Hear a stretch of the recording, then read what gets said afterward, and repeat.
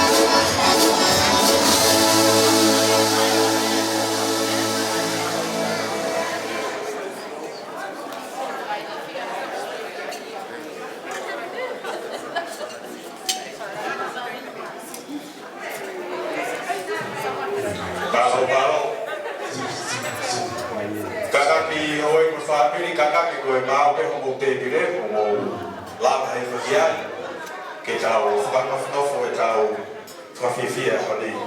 Ladies and gentlemen, once you've find your table, please take a seat. Once our guest and guest of honor arrives, we'll start. Okay? So I'll open here to the band if you're playing some song. Thank you.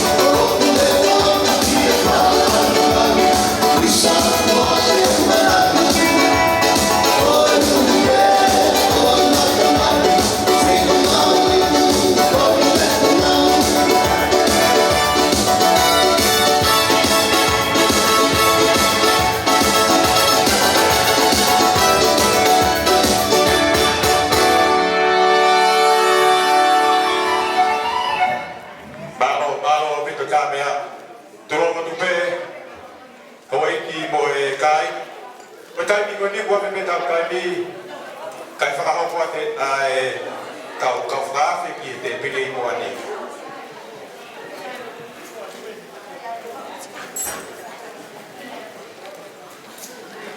ko we kai ga tau fa fe mai ai fa ho ko ele noa manisi kaka ki mai ki moa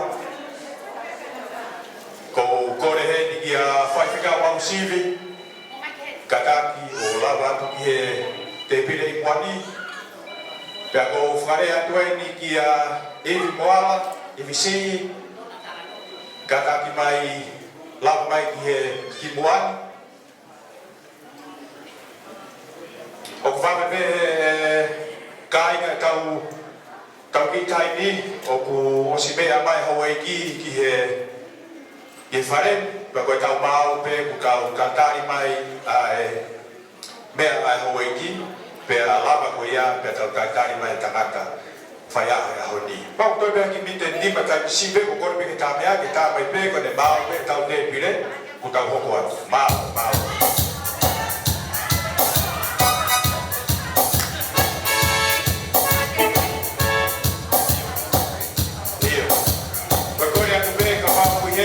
Materi tariki, laki, kakak kita bawa ke lama mai, kakak kita bawa lama mai dibuat.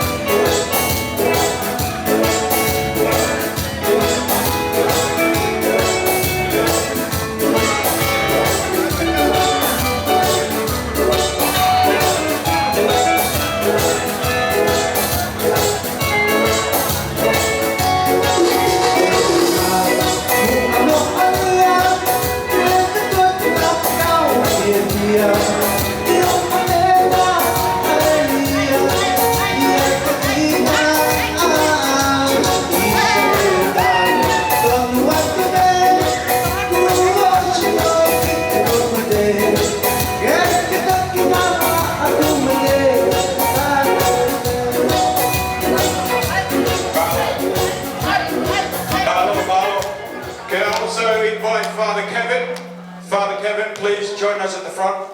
Father Kevin.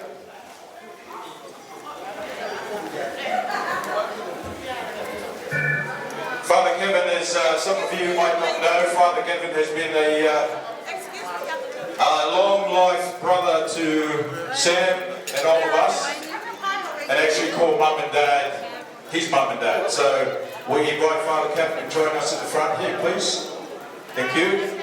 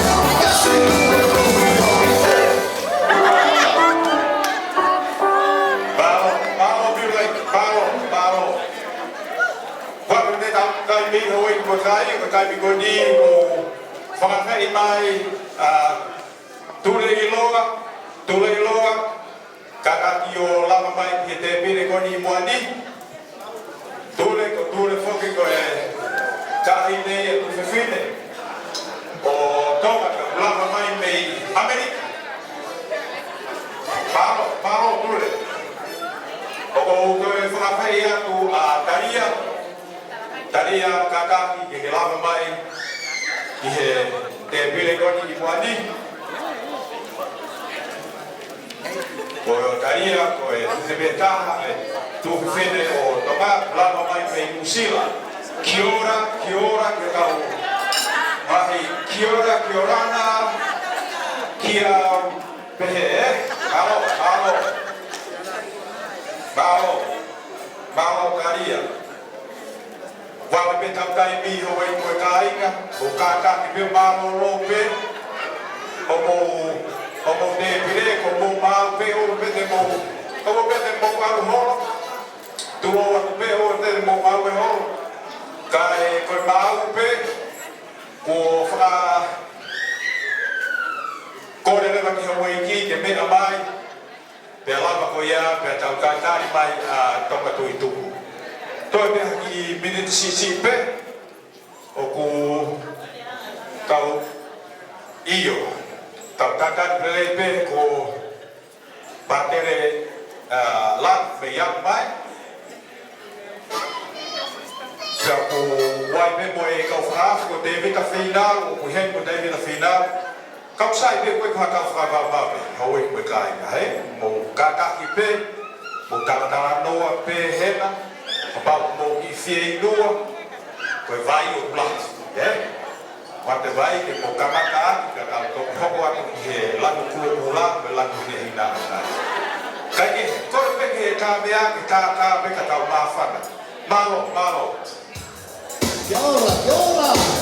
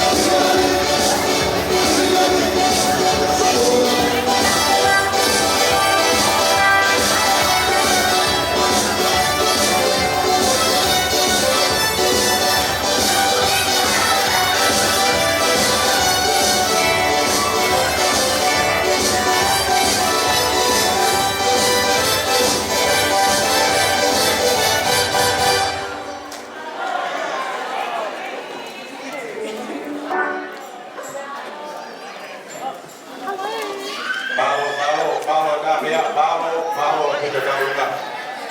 Kakaki ko kore atuethi ki Luciane, kakaki mai lamu mai ki te pene ko ni wani. Ko lama ni peku ke mafan. Kakaki kore atu ke lamu mai ki te pene ko ni. O mei mau mai pe e tau kau whaafi ko ni wani hoi mo kai. Kai si pe ko tapu tu ki maolo ke kai ko de pe ki ta bia ki fai pe ta bia. Thank you, ladies and gentlemen. We're going to start shortly. Love to have everybody here. Settle down, relax. There's plenty of water around. Hydrate yourself to make sure you're not dehydrated. And we'll start shortly. So we're just waiting for a couple more guests for our table at the front, and then we'll start tonight's party. Okay, but I asked the band to keep playing. Please join us at the front here. Doesn't matter if you can dance Tongan or not, make up something, all right? Make up something. It's a party tonight. Tonga turned 90. Not often that you see those kind of things. So on our behalf, please join. Have a great time. I'll let the band play a few more songs, and then we'll continue. Malo. Oh,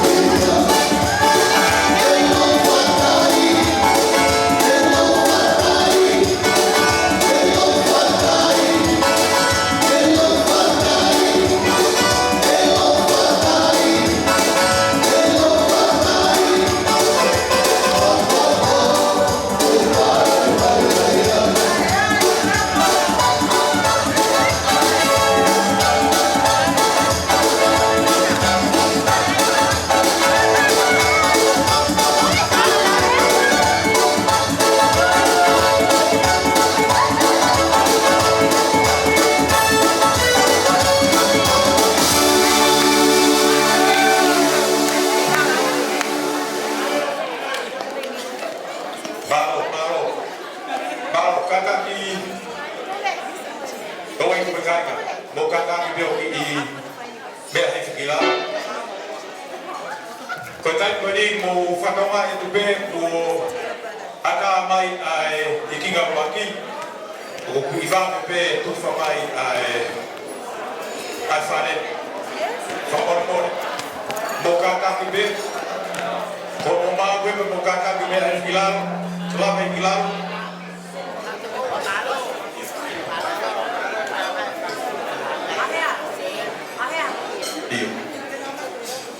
Io o kakaki o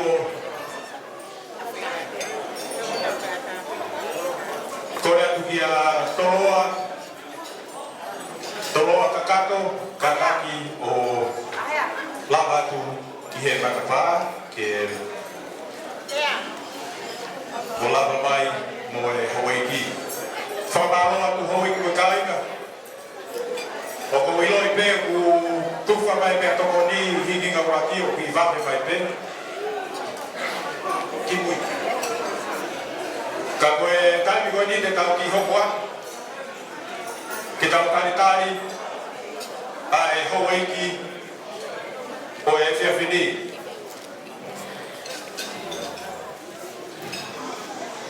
Pea ko ki motonu o koe ke mau mea I ko Hawaii ki. Tui whakano. O ku mea mai ki he ke whakarangilangi aki ai whaingaho koe ni. Pea ko ki taimi si pe mo lava mai. Thank you, ladies and gentlemen. A little bit of change to plan. You notice now that old train is out. If you could just hold on for about 10 minutes, ladies and gentlemen. We've got to welcome a very, very special guest, Lord Tuitu'u. Once he's present, then we'll invite the extra special guest, Tonga, as well. So, for Tonga, can I get all the grandkids and the kids to be at the back? Grandkids and kids to be at the back. That's Leon, William, Sam and Philly Jr. Leggy. Alright, can I get you guys to be where your grandfather, great-great-grandfather is? Marlo. Thank you, ladies and gentlemen, for your patience. So if I can get all the grandkids on that side, and then once we welcome Lord Tuitu'u to our celebrations, and then we'll move on to our prayers. But please bear with us a second, really appreciate it. Guys, grandkids and kids, grandkids, grandpas in here. Can somebody tell the grandkids, grandpa's actually over here? He can't walk that far, guys. I know he thinks he's still strong, but God willing, God bless him. So Grandpa is on your left, guys.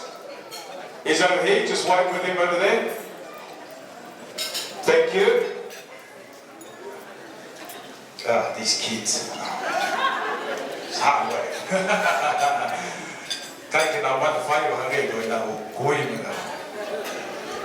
Anyway, thank you. Io ki tani peni whamaloa whawhiawhia o pito e sia tu hai whonga whamiri hai mahe o ku moulama mahe tōni I lo peko e mahamahaki mo whaikataa tuwa hakau taimi whakakatoa whiawhia o pito mo lama mahe whia tōni ke tau whakataa koe motoro koe ki ilona e hoku pe fuki e tapu e tangata e ahaua o no vema e koe ukuosi o ahaua fitu kata ahaua fitu o no vema pea peku kei tala noa pe tangata whiawhia o pito koe ki tata noa koe ki he whaeaha tōni mari pe mo e pete tai. O whiawhia pito o mōlawa mai hau e ki mo kai. whamaro lahi atu mo lava mai. Ko ki tāre tai misi pe, ko ene mena mai pe ho eiki, te kore a teka teka mo tolu ka pau mo lava ke mo lava haki ki olu, mo ka tātou lava haki. Ka te to whakari atu pe. Mahalo ku sai peke tau ki kare pe, pe kone maa pe a te whakari a mai.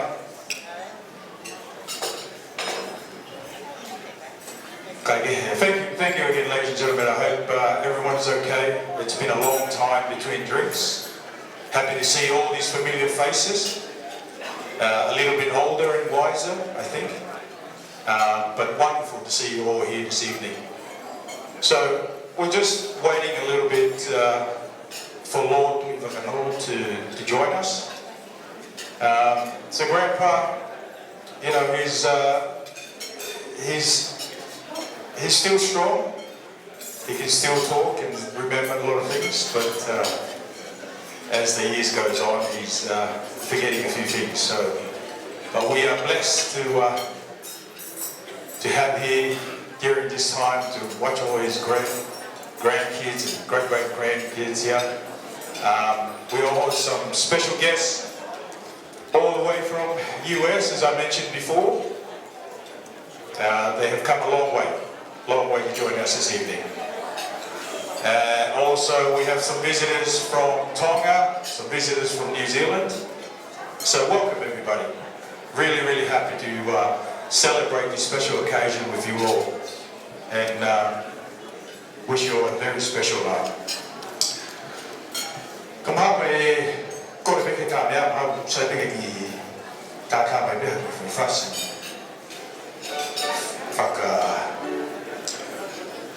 Lolosi pepe kau. Kari aki ko ne mau mai pe ai ne mai atu kano ko tau kowa malo.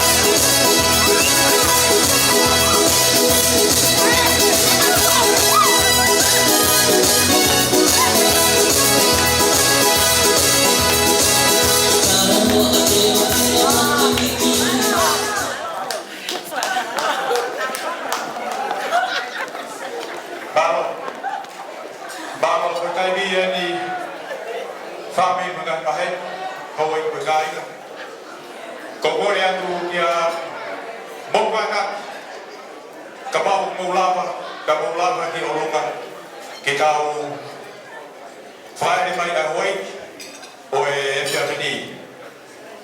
Ladies and gentlemen, if you can, please be upstanding as we welcome Lord Tuitu'u to this celebration.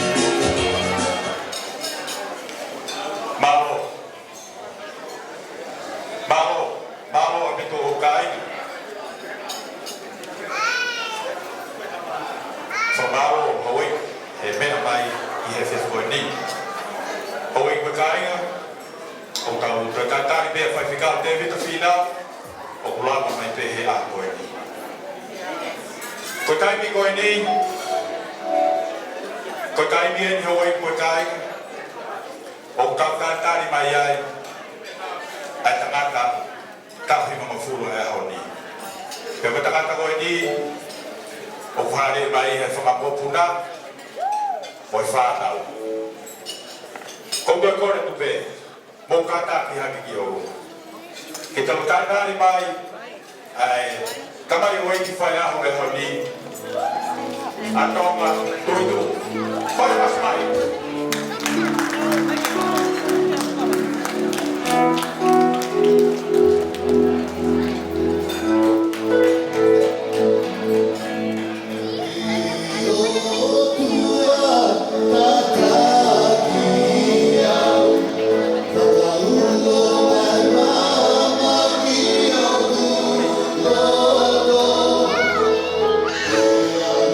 90th.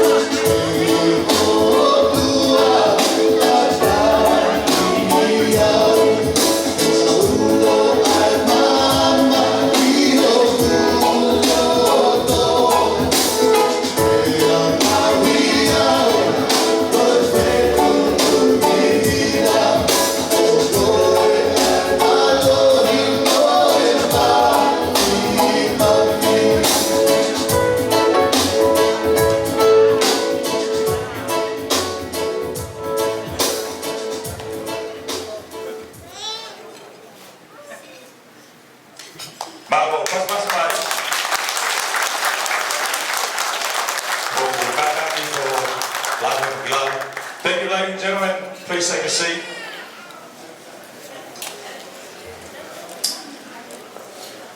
Te o whakatapu ki he tahai o tua o awhiawhio i o tau roto ngā. Whakatapu ki a Hawaii tui whakano o hapatapure. Whakatapu e ni whaikikau David Finau. Whaikikau Ausivi. Whaikikau Lai Nea Mope o Kwaikilama mai, o ka utaki o e lotu. Whakatapu ke whahu. Pea whakatapu ma ke heni i ka mai o eki whakalangi o e aho ni ki a Tonga Tuitu'u. Pea whoki ai whakatapu ki a Matamoana o e whanau. Whakatapu atu ki e whamiri kotoa pe, nei tua porianga, o e whanuani, ngahi maheni, soa mo e fulani. Ki mua mea kamaka, ua o whakapapa heni ki he oe ki tui whakano. Ka e talangata i e te au, o whai ki tō mama. Ke tuangi mai e whenga maari e koe ni, ke o whakahoko atu e ki porokalama, o e whiawhini, whakaturau pe he rotu, e tō nou, he whai whatungia o teo ke whai. O kou whakahoko atu ai whamalo la, mo tani kāri le rei ki mo tolu, katoa mo lava mai, ki tā whia whakataha. He ofahulu ai eiki, ko fuaki mai ki he mauta mai o eiki, ne au sia mai mono tapu hiva noa. Te moni e lau e punake, monu e koha monu, o tau maku ha eiki ofa, whakawhetari, tari e tau rotu, kau he tau mea kotoa. Ofa ke tau whio hi pehe whia, e moe merino e ofa e eiki, te a kokore heni ki a whaitikau a hosivi, ke kātaki mai o whai e tau rotu, pe a hiri ko ia pe a tau hoko atu, tau porokalama. Malo.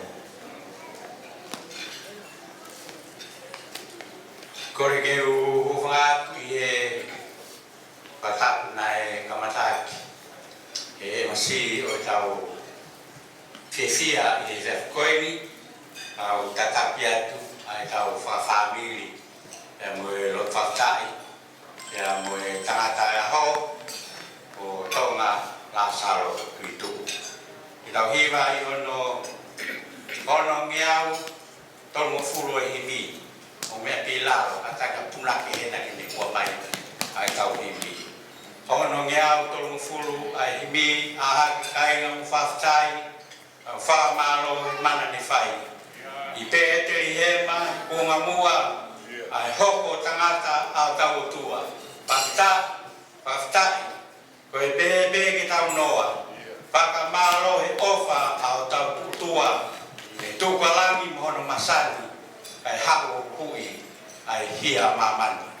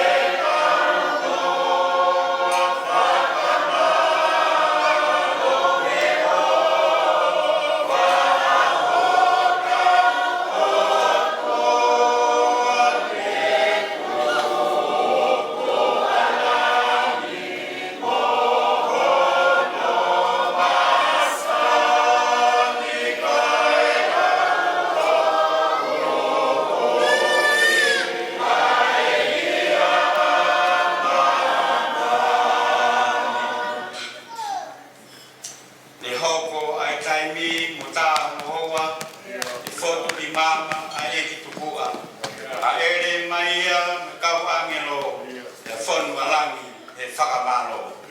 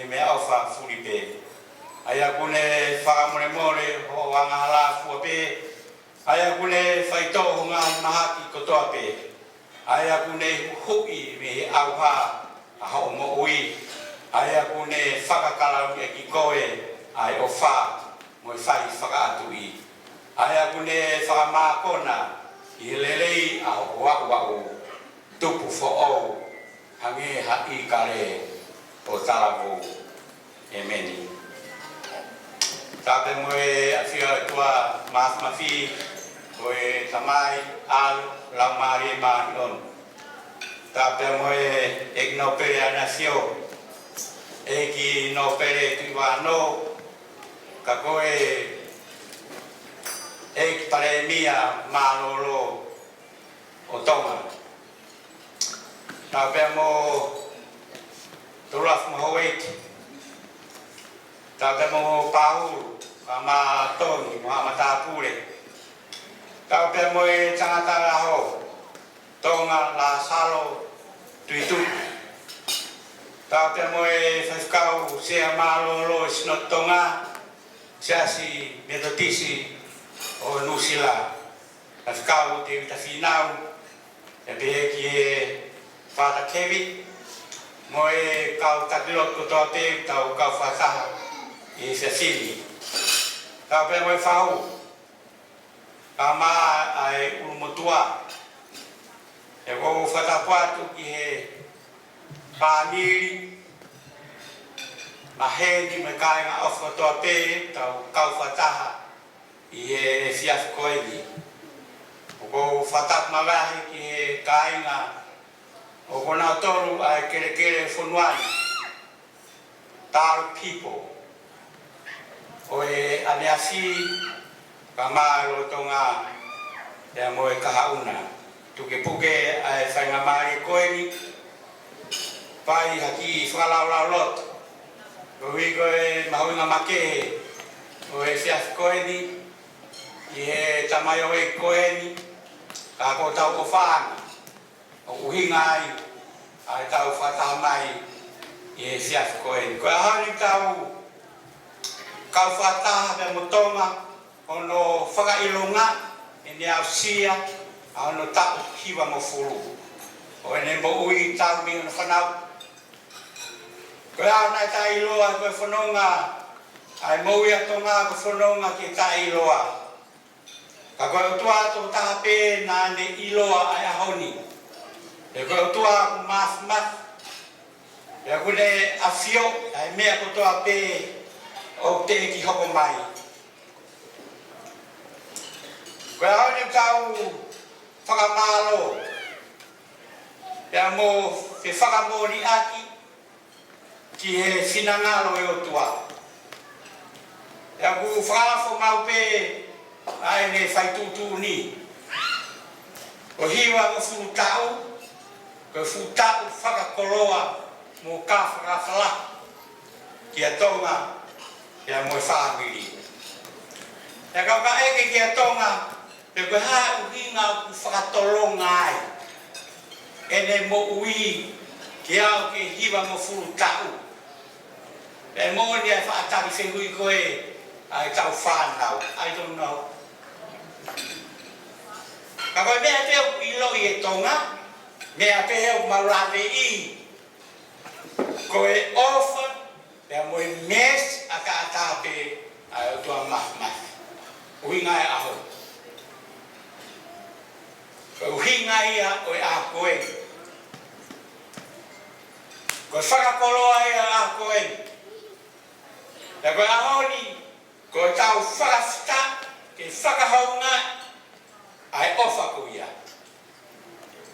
i e tohi tapu o tua ua pea ai tau hiwa mo furu o a tangata e koa whewhi tano ai ula se nes wahani maa vesi wa o whamatala ai ki he moko puna o a tama koe whoha set tangata ko i nos na toki i ai e whoha i nos i he ne tau hiwa mo furu koe ne tau hiwa mo furu na ne toki mau ai hono whoha kana e whahingoa o keina koe kono whika ua ai lame toi tapu ke tau hiwa mo furu tano e se nesi wahe tawhitu me stawhitu koe tano ni ke ha ke wholofola e o tua ki ai palahami o ne tarangi e ririu e hingoa o sela i ki sela koe hui e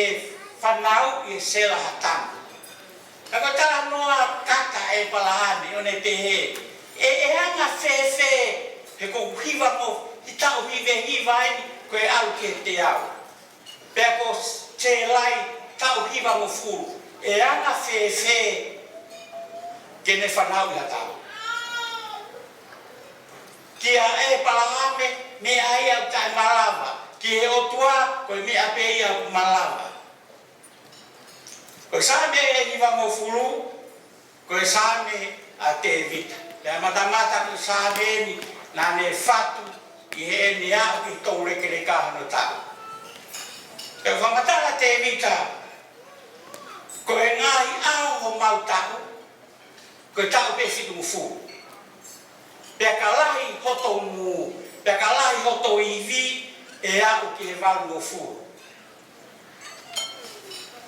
Ko e hauri, o kui kai ko fitu mo furu tau. O ange ko e au sia a te vita. Pe ko e walu mo furu tau, i e winga mo whakaukau, ka ne ke ilahi e iwi o Tonga, e au ki he walu mo furu. Fitu mo furu pe, walu mo furu, pe ngata ai tala noa au sia a te vita. Ko e hauri, o aku, ai tamai o ei koeni ke hiva mo furu ta. Pe koe alo ofa te ia, mo e mese ai o tua. Kaya taha, o au ke walu mo furu o vai. E au sia koe, ai toko taha ko ia, koe ofa pe, mo e mese ai o tua. E koe whamatala te evita, fitu mo furu tau, takalahi o to iwi, ta te mo ulerei, mata koe walu mo furu. Ka ko hiva mo furu tau. Ko tonga pe kuni loki. Ka moni a vesta hawa, oi, tame te vita, hiva mo furu. Ka tau whakau ki ai. A ko i ki mau toru, a ko mai ki mau whakafua pehe, ko mau ngahi aho, ka mau utu, halo tau potu. Koe haoni, kai ke u lawe i au, e koe hata wau ki hiva mo furu. Hata ki peo ki whakailonga hake pe. Just raise your hand, ka pau ko tau ko hiva mo furu ki te au. Hiva mo furu ki te au, tuk toko taha pe taimi. Ko tonga peo ku, o toko taha. Kau ki ai pe me he walu mo furu ki hiva mo furu. Oi maka ke higa ku fifia ko, ke au ko ke futau ko ia. Walu mo furu ke hiva mo furu, taha, ua, tolu, sia fa, sia toko fa pe taimi. E wheke tau ai fitu mo furu ke walu mo furu. E ko ina te toko lahi ange ia. I whai longa pepe, sia ki alo whikai ki orunga. Hiki ni make i lalo tau fitu mo furu. Ko e toko lahi au pita. Ko e toko lahi au pita.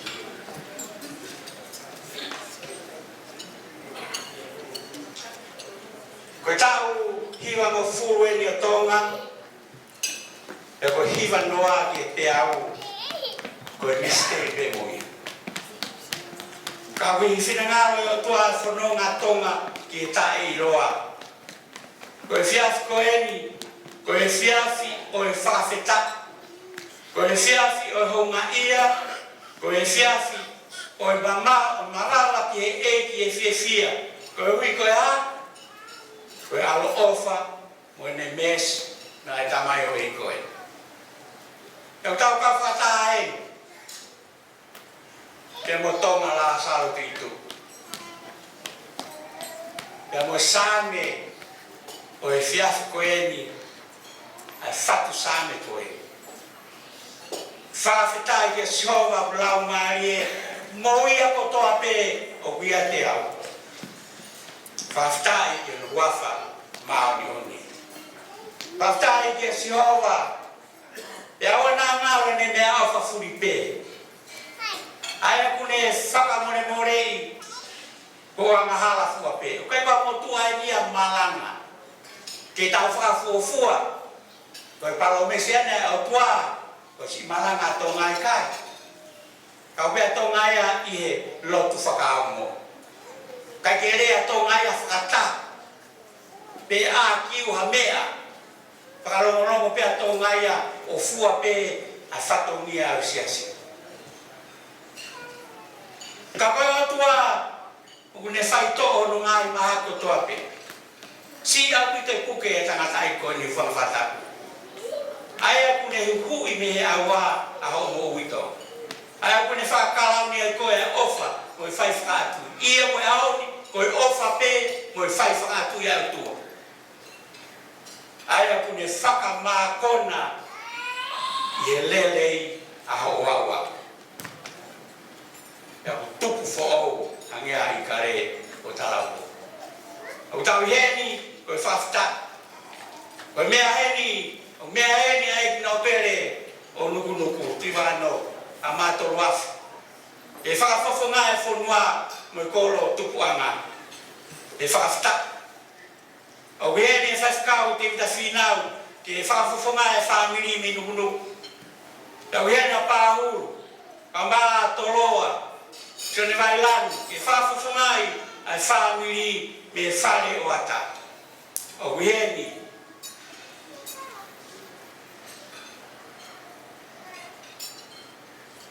Samuel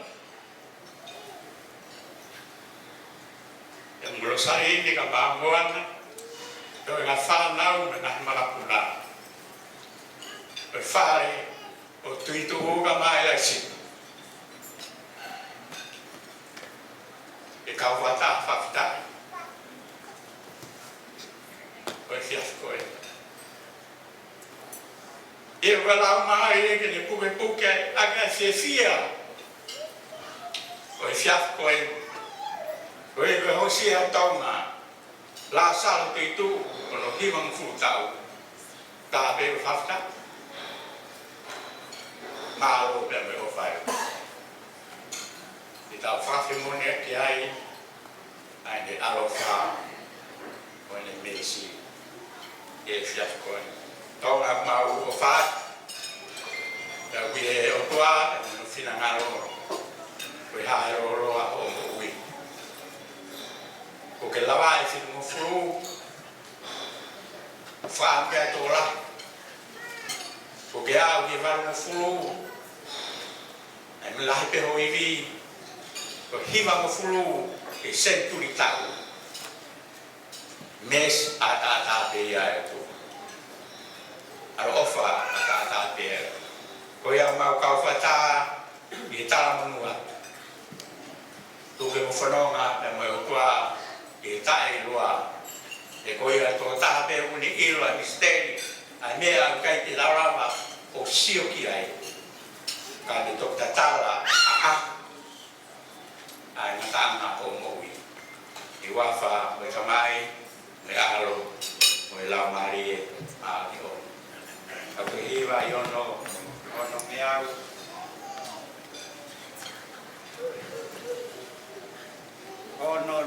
no himi ono miau mau no himi kita to e hiva ko ku ngawe tu ki moa ki lawa malo e tua kita la ne ngai fa ya te au ta toa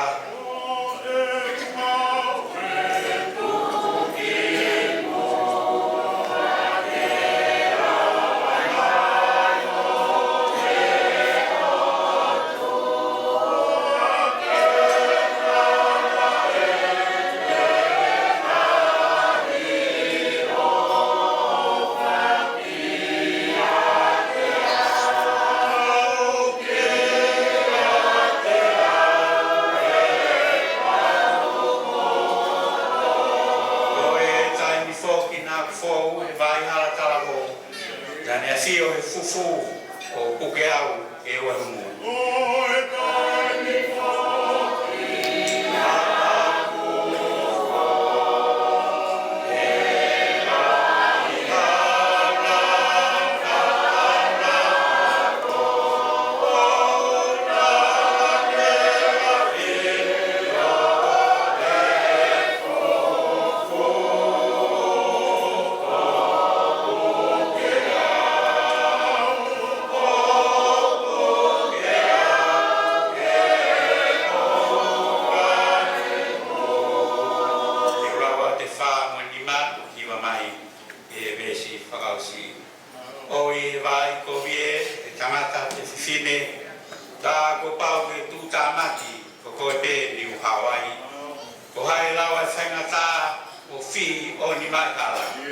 Nā ku me iafe kōlahi, ko e ki pe nai kai whai. Pe si whao si, e ki teo hiwa pe ho ofa, e awa moe pōkotoa. O whai o whaka hiki ki I taimi mo I tāniki.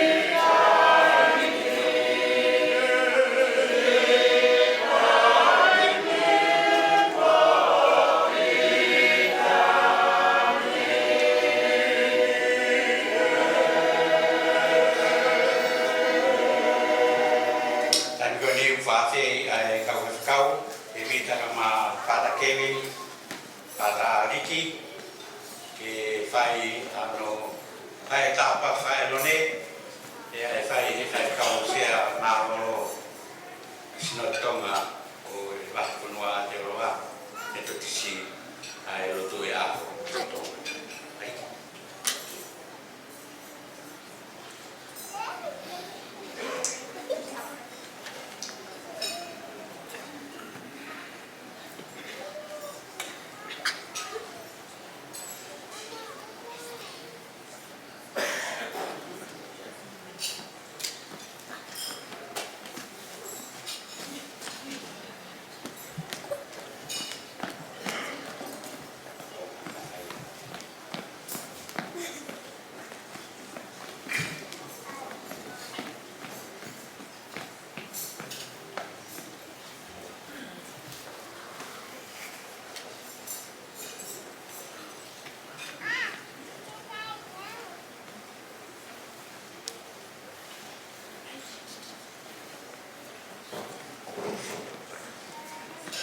Mau koe ho tāpuaki o tua māwhimawhi. Ke hifo, unu fo ia I ho tamai o I kia Tonga. Au tāpuaka tua ka tamai, ka moe alo, ka moe lau maare mai ni. Amen.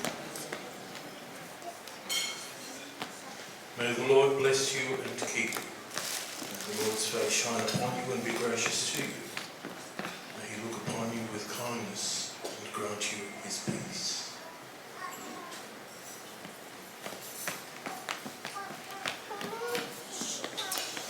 Ngada ko me ke polo kalama. Ite pa ko na pa kia ta ko ko ne tu vai.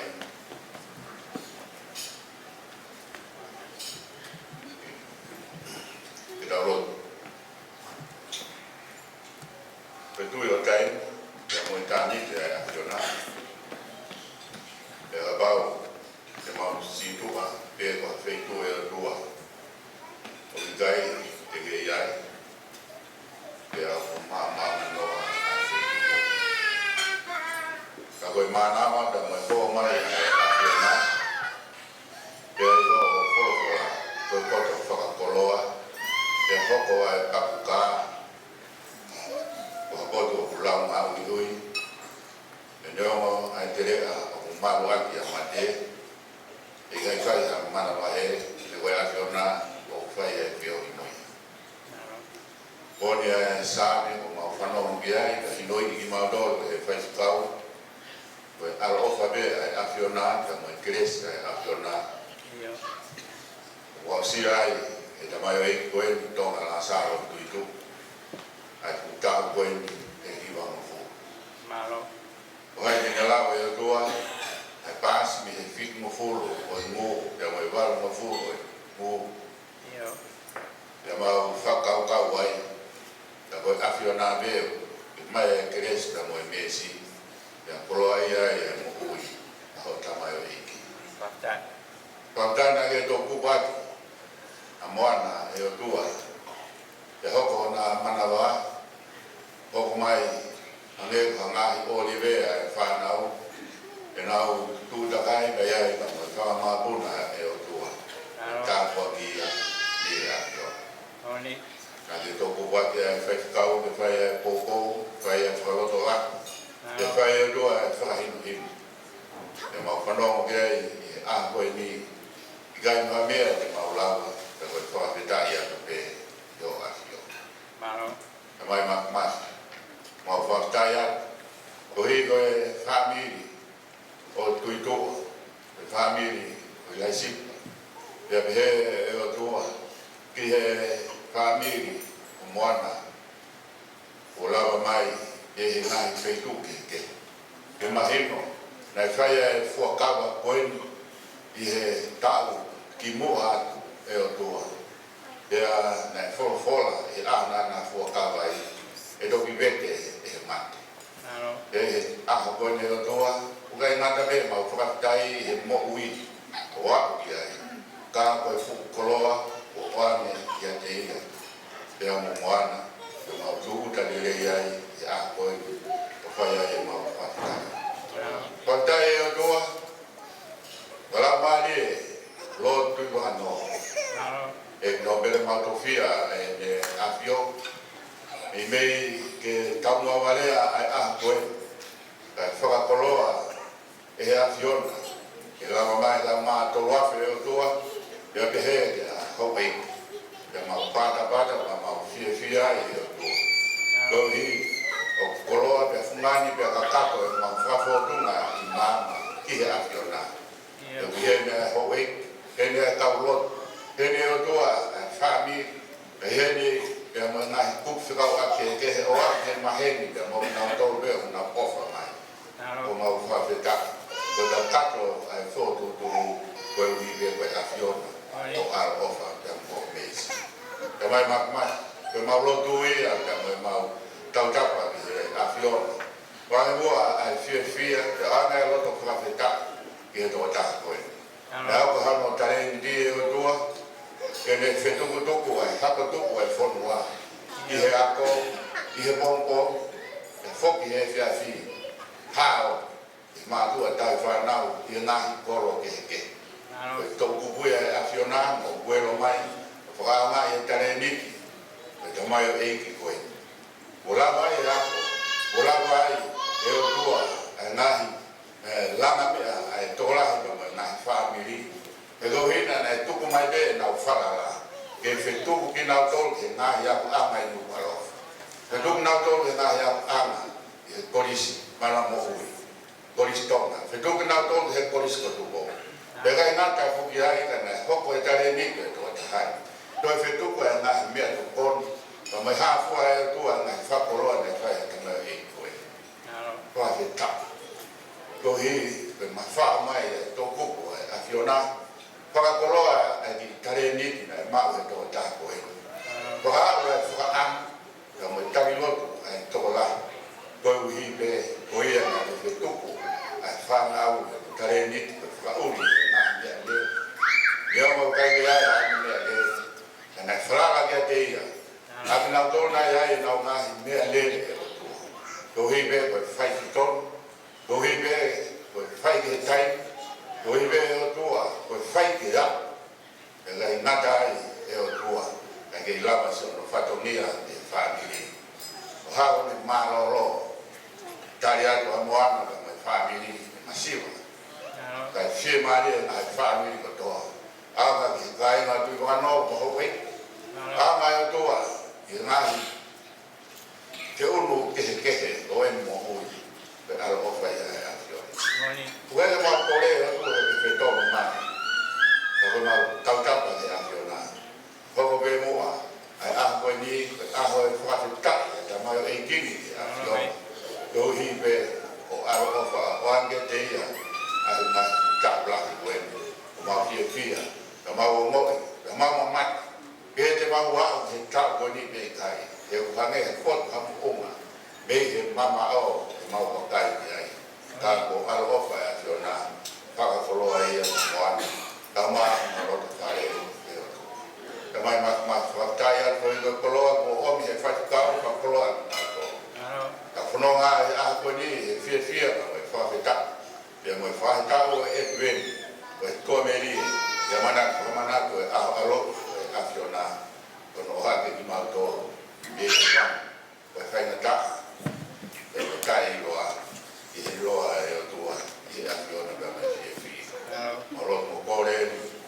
aro o si surprise o mau whanau i. Amen.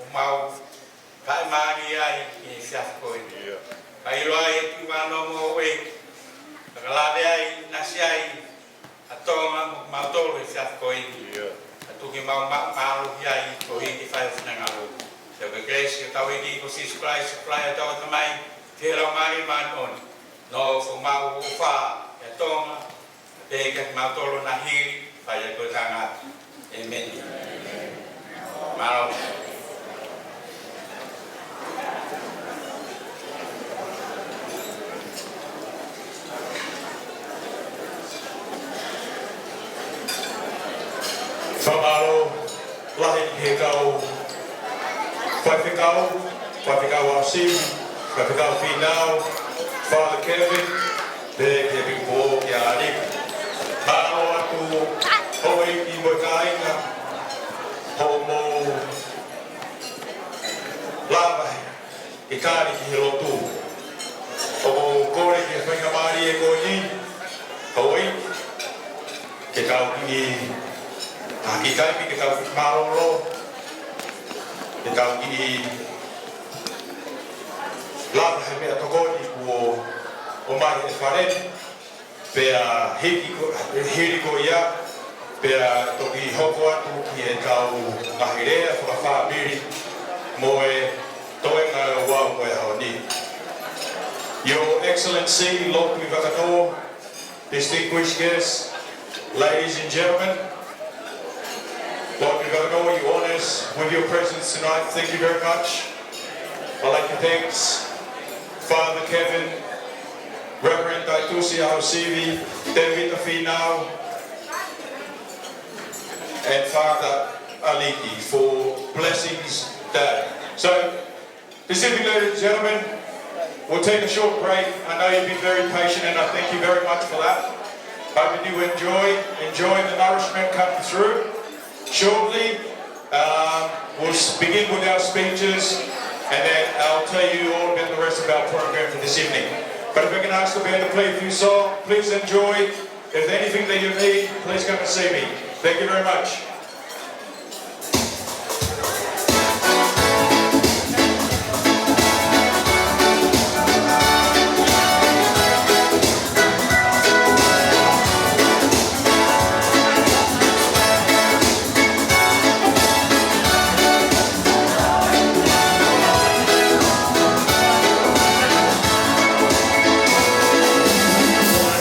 Hey,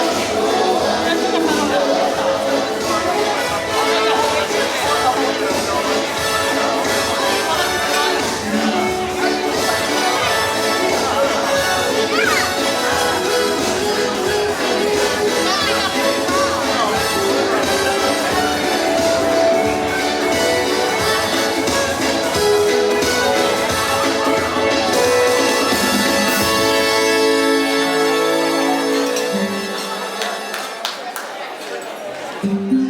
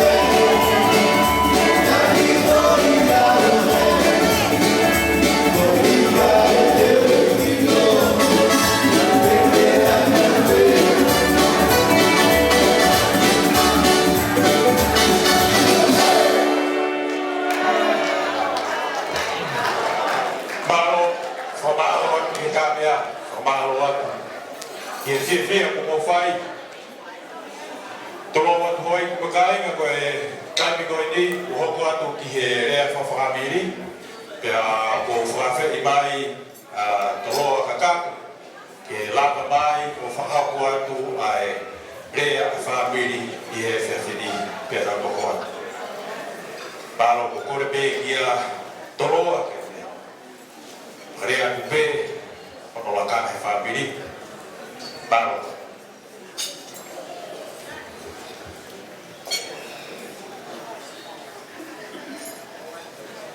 Wakapuye afio a otua yo tau to Tonga. Wakapuye ki no pere ma tofia e afio tu wakano. Wakapuye ki ko Tonga Tuitu'u 90th ai e pia fin mata ke fau mata ke tom ka ma bahu moha mata pur mata ke patika na ona fatomia o e pia fin ka gol fai ficar pia a Tonga. Pea o whakapuere ki tanga i fai ficar o sea malolo o e wahe whanua Tonga me totisi o Aotearoa ka te vita whina. Te heki ha fai ficar. Pea kokore ke au atu a whakatapuni ke ngai konga ko toa pēr tau ke whakatapua, ka ta mo ke whai atu ai whatongia koene. Ko kore whamore atu, ka tuku ke utala mo fua. Na e wakahoko mai e whiri ka te au, e toa, e ke whai kua e rea whamiri, ko rea whakamalo. E ame ki whiwhiri hoku loto, nā kupau a whiri a te au. Pea whai mai mau whono ngā kau i o ame ki ai. Pea mau toi au mai ki matapā ku ia sa miwela kurahi, pea toi whapapau i ta sa miwela. Sa miwela, na tala mai whiri ke whai e rea whamalo ka pomosi i o ki ai. Ka kohi ko ene sisi mo ene pau ka pau te wino au ko ene roi te ukikai au. Ta mai sa miwela, ko hana o inga na kuia whamiri o Tonga me nuku ke ne whai e tau rea whamalo. Pea pehe mai sa miwela ka te au. Ko whamiri ko Tonga. Pea neamo, e ko ngoi e kutu e haunga, o e ki no pere, ka umana ka unuku kotoa pe, pea pehe ki hala siare, mai maha ngā, o whamore atu. Ka toke utala mo fua. Ko ku himoa, mea pango pehe kai hoki tonu, ke utala e awau, te wai ki kai ke haku mahui nai au e whamiri. Aneo hoi a te whahapu atu ko motua o whahaa, ko kuhimoa, ko toloa, kakatu. E ko wima e whakahohaa, mo whikau o whai ke te au, ko tonga, na pusiaki ia, i he kukui, e laiseni mo iwi, pea ko nā whoa e tamata i kiko kakato, pea ko ia o tōnga ia e kurea he pia whina. O whaka more atu, ki ngā pūma o tāu, ki ngā whakahoko a leani, ka tōke o tāno whoa. Ko Samiwela, ko whahingoa ia ke tangata iki, ko Sami Weo kakata. Pe hake ko ne whakai ama tangata iki pa upehe ke iyo ane, ko tala o fua. Ta whaftai ko toa peke o tua. O whako ne whai, o ausia e Tonga, o tau hiwa noa, na hoko ia haua fitu, o mahina ko osi, kana e tolo pe ke Sami Wela, pe mo saline, ke whakakato e ahone. Pe mo ia o tau henia e ahone. O whai o tua whai matoma, ai ana e no tu ia e tandai whai whakau a Tonga, ko whai whakau hange koe a mo labe i, koe mau motu a whai whakau wha familia ma po. Pe ko tu ia o kau ia he mea koe, o kutolo ngai a Tonga. Te kui kai ia hua no tu ia e whai whakau, e ngaro ai a Tonga. Pe ko whamaro a whai whakau ngaro e lotu. O kame, ai lotu koe a whai whakau, o lotu ai motua, e sias, kai ke tala tu e au. Lotu e motua, au ki wawa o hau ki hapai, pe a mai e ki Tonga. Pe a kuhono hoa ka whaki, mangatu i a e ua, ko whine motua me e ua. Tawa mai he whai whakau awa, na ke pehe koe maro a e ua. Ka koe tōtou whamanatu whai e moana koe ki whai whakau, ko ia moi whoroa i a Tonga. Wa maro a whai whakau, maro e lotu. Ka pehe ki whai whakau sea maro lo, ka mai ka whai whakau, whoku tāpua ki a Tonga he ahoni, ko i ko mō lotu i toko lahi, ono aho. Wa maro ni ki he no pere ane a whio. Ane ko whaha na whane nai, ko Tonga na pusiaki ia ki koro vai. Ko e ahoni, tapu mo koe, tādai no pere. Ko whoki atu a Tonga ia ki a te koe. Ki hala si ale. Pea, ko kutuku aku koe whatongia. Ka koe ni ko motua, tu i eni oku, kei lak mari e nuku nuku. Ka pia ni hakawenga, mua whatongia, kei mana wa pia Tonga ki fua. Ka koe ia ko whamalo aku. Ikno pere malo e mak tangata le. Taimi koe na i Tonga, na i kolo vai a Tonga, na i mahino pehe ne mo ui. Ko hapa Tonga me whami te re. Ko pusiaki a Tonga ko hi ke ua aki, ke toko ua ki ai, ai utamai. Ke ko hi ngai na tuku mai Tonga. Ke ko tuku tamai ngai toko ta, ai peo no whanga foto te hina. Ka ko hi, ko yama nele a Tonga, na pawai ke umai a Tonga ke pusiaki ko wai. Ka ko ia ko whamaro a Tonga, mea hene e ki no pere a diakio. Whonu mauroto whiwhia e ki no pere, ne o ki motua. Pa ulang ia, ai whamiri nuku kotoa pe. Ka mai whamiri koro wai kotoa pe. Io mea hene, ke whakarani langi i, a ki kātoa matua koe.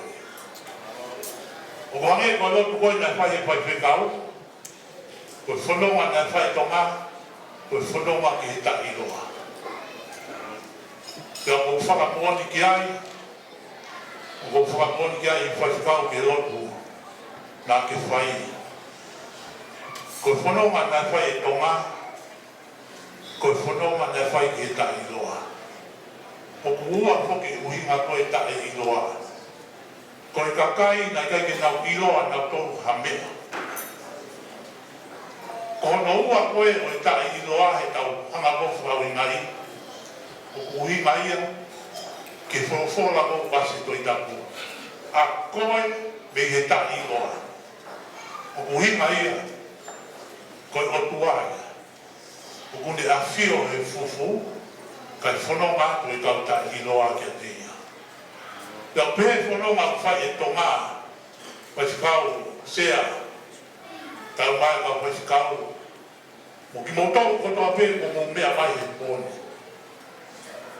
Ko e whanonga koe na whai e Tonga, na iroa pe whamiri Tuitu'u ia i nuku. Ka kohi, kono ohi mai ki koro wai, na eo hia ke whamiri ta iroa. Na kai ke ngau iroa na tong whamea. Ka koia, na e pehea pea Tonga ia, tanga i ko wai lana, mo toko lai sene, ko whamiri ia, whamiri ta iroa. O kumau i hei. Ke kau ngā kau mo ki motoru, ko mea hoko hoko. Ka ia ngā taha, ko ri e kina, kai whai atu e whono ngā, te hange ko iloa ha whahinga mea, te koe ka mea whai, koe tau whiinga, ke tau fusi, se toko taha koe ape koe haru ne mau. O pehe whono ngā koe a Tonga. Te ta whinau, ai pe kau ki whawhai mo fua ki ai, he ko hok toko ropa. Ko e whae mo whae a te vita, una second cousin i koro ai. Ma koi a mo whakatau te hina pe ka te vita, ka motoki o ki nuku nuku. Ko e whanonga koe a Tonga, ko e whanonga na whae ia he whaamiri tahi loa. Ta ko hinga ia, a whanonga koe a Tonga kone angu ia waku, ke whakatamua e ne whanonga ki a Sihova.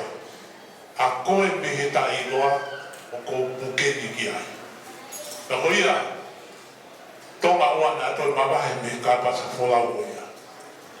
Ke awe tau hiwa noa, ke mo whamaro atu, ke te koe Tonga. Kono ua whamaro, ko whai atu ia ki he whai whakau,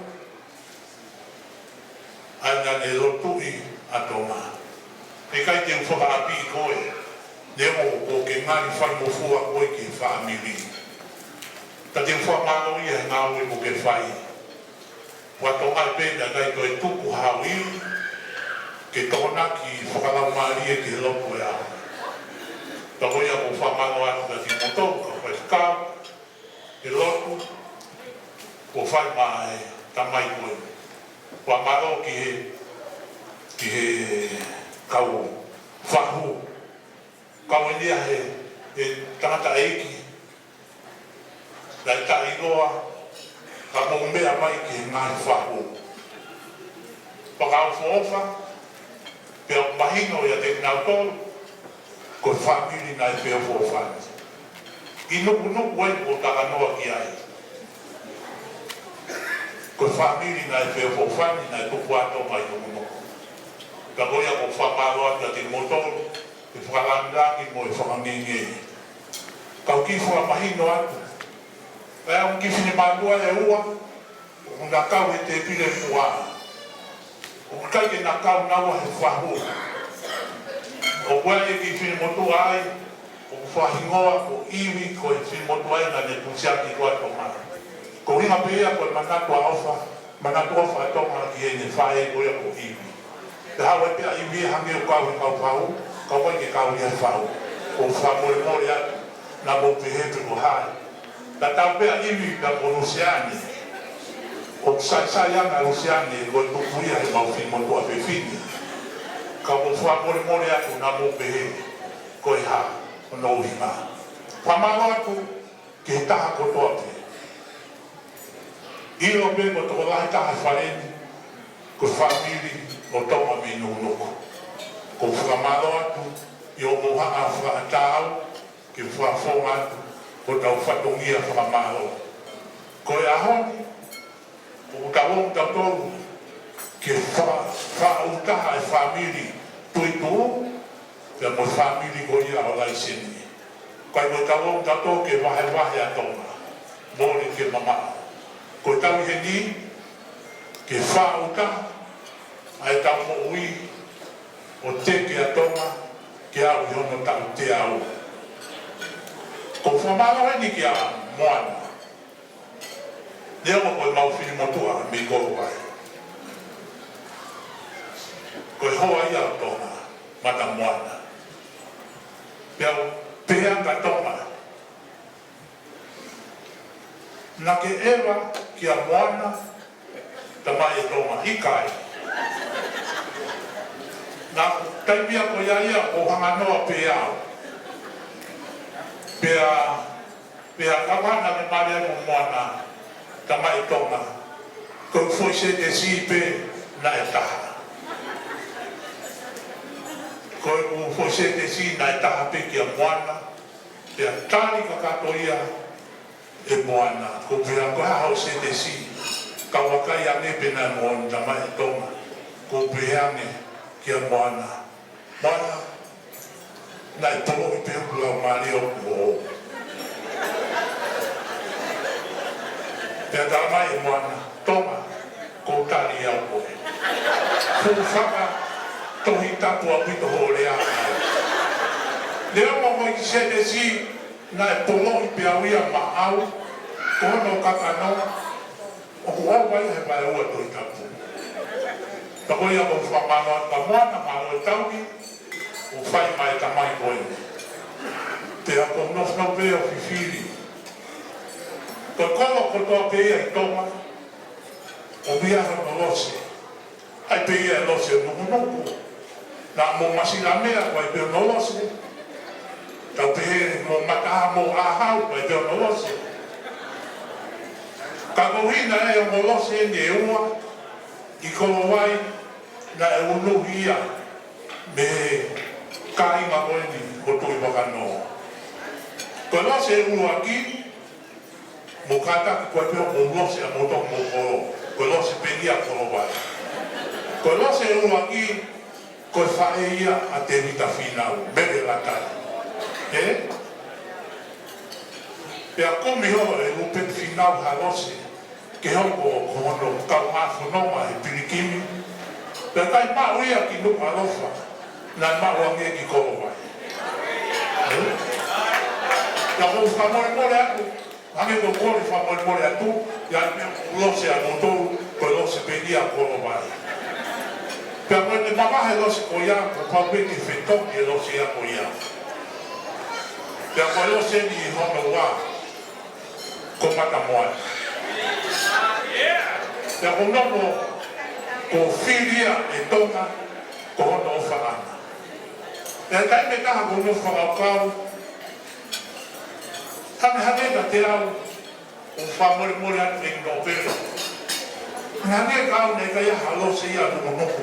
E nga kumi ame ki kolo wai.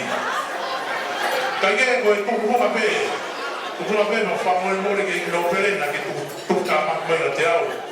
Ka koe tukuhuma pe ia. Leo mo ia o whamarua ke te motor. Whamarua ke kai nga kotoa pe, o Tonga mi nuku nuku. Pea te heke te motor mi koro vai, ma tāpe u ke mea mai e po. Mama tuku homo taimi. Mea mai e ki no pere ia, mo te ita whina me Tonga ai, pea no sila ai. I e whatongi a ke. Kai huloto ai, ai ki pefte o Tonga, langi ai, ai pefte ia ai ahoni. Pea nge kataki pehe e ki e mea kotoa pe. Tako ia ko whamaro atu. Whamaro atu he mahen. Te whakataha mo whamore more atu.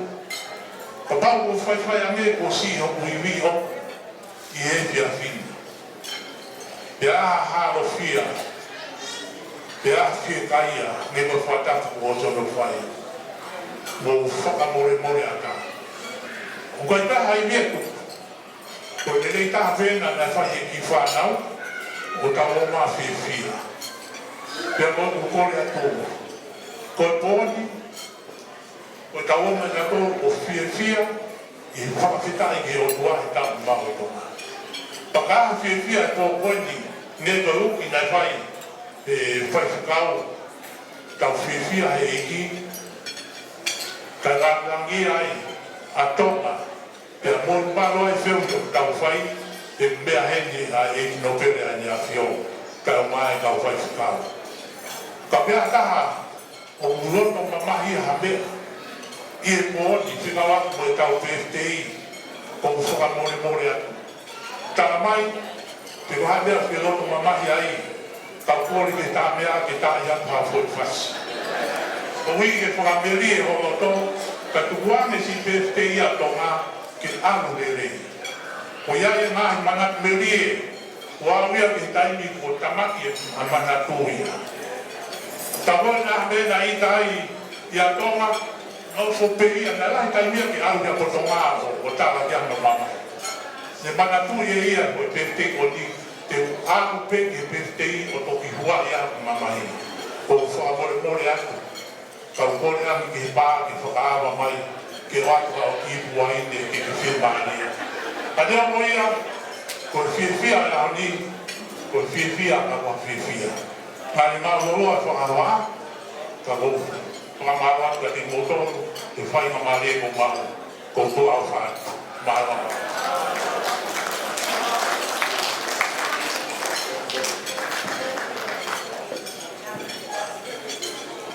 Pamalola he tuki a toroa, ka kātu e rea o whai, ma mōne rea a toroa, o mamunu ia pehe kei whaafofa me mawose. O wihen me mawose, mamunu ia. Tamai o whai o wihen.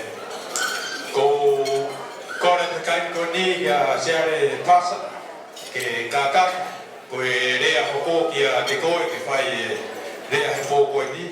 Ka kore me ke kāmea, ke kāmea peha ki whasi, ke mō mea ake mea tokoni ko tukuange mai.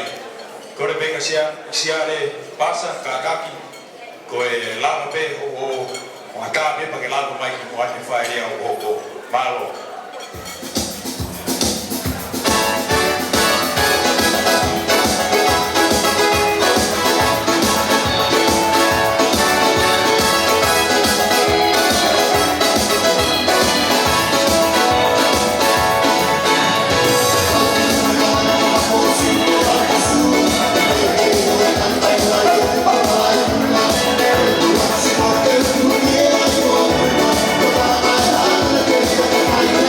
I'm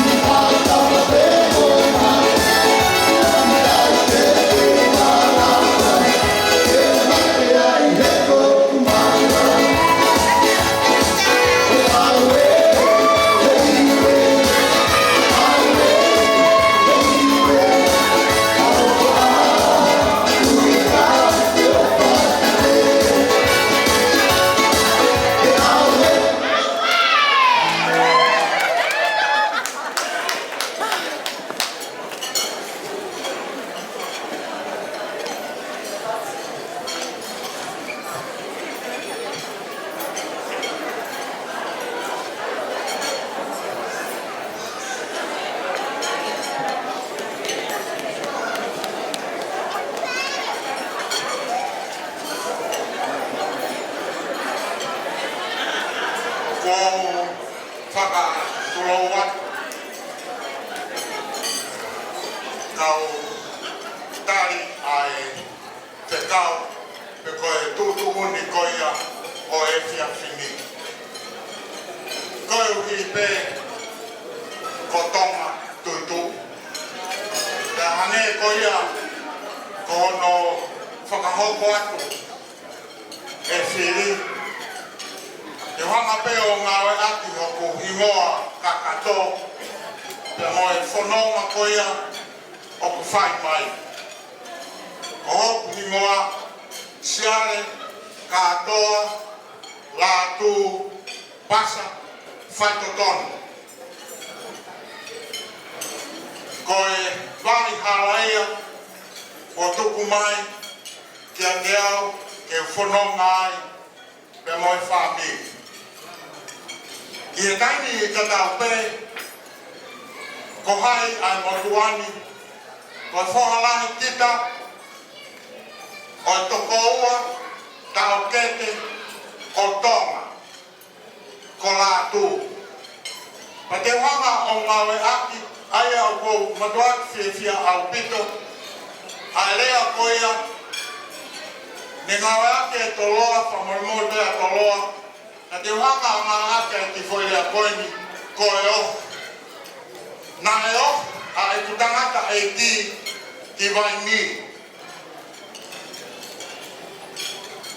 Ka i he kumana tuire rei he ku keisi i, na e ui pe au i vai ni ko siare Tuitu'u.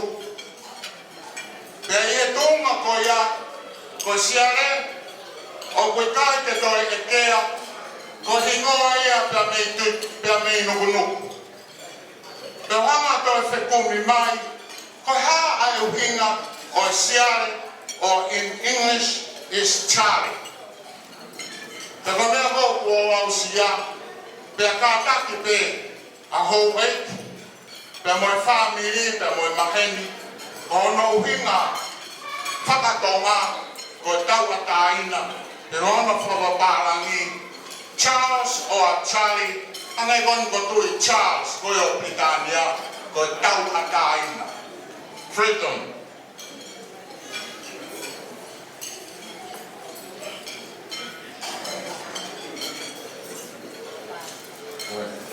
Malo, ko whapare iau. Ka te wanga o te whahoko atu. Ko hui, ko mea marie, ne doktau mai te mei Tonga, ki Nusila, i he aho pure rolo. Ho kiri ia ai wike e taha pe vai aho e balu, e whai whanonga atu mo e kawako, pe me University of Canterbury. Pokoi mo tuani, o te lere mai, ko tau ene whango furutupu, a e te nofo, i he kolo koia o Piroa ko Canterbury, pe koe kolo o e Crusaders. Ana maurera tu koia, ka mau mea ngā ki mau tolu, ki he ku tae mi ngāo, pea whakamatatua, ka ngā se niki a, ke totongi a ke umu ni koini u lere mai moia mei Tonga. Wa sio holo, ka ngā maheni, ka koi hoko koi a te au ko lousa. Ko wakai a, ki he eiki, o ene awhio, ke tui pakano, pahe mena hoko. E hoi kada mai angena ki se ni to ki yani whakato ki la mari e koe kulawa pe ke kore a tua te hoi ki pe kai ngatai o koki wakani ko ki la o ka ke mau pe kuri ko nawe ya hanga e hono hoa e o pini o whakafono no kato kake ko whakafia koe ma se tau laki mai keni. Ne whai ai kātoanga tau whitu nima o e ako maruma tonga ai ne whakanga tā maki ai. Pea lere mai ki Hokarani ki Christchurch. Pea i tai ngā tai, o ma whai roaki ai tau hina ma kaunga whai aki. I he taimi koe no hingoa ta tau moa. Siare. Pea pau tarangei. O kou whanonga ai ko Tonga e tau hiwa noa. Pe ko ma to fia au pito ke u frene mantia. Kai mu. Ta ko ia ku ne to fra ho ko e ka te ka finau. Pe ko hage ko lau hanga ngawe na me ko to pe ko wi pe ke le a ka to ya fa ma lo ke o tua ai ne off. Sai. Ko ma to ko fito ki ma to ko ni na e o ki vai ni. Ai a ko o siare katoa latu pasa faitoton. Hange to prado do ki mua o kota fa kau toma. E to hanga ya ni nusila ke to tana ki mai tuitu'u i lo. Ko hi ke kono kakato, kono moni ne ai ta ni o fa ke ne ka vai ni. Na fa ta na do ya o kai ko e vai ni ya u ya pa u e ko no kunu. Ka te pehe hange ko lawa ka para ni not against them. Ta ko yang ai o fononga. Ta ke ko finga wa ko fa o se tu yo lo tere pasa de ma de pe a losa.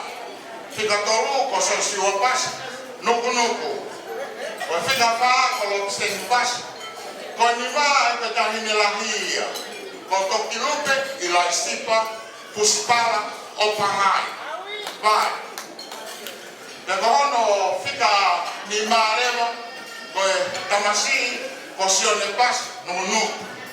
De ko no fika fa si ti la fitu ko manu aya o maria i to fo.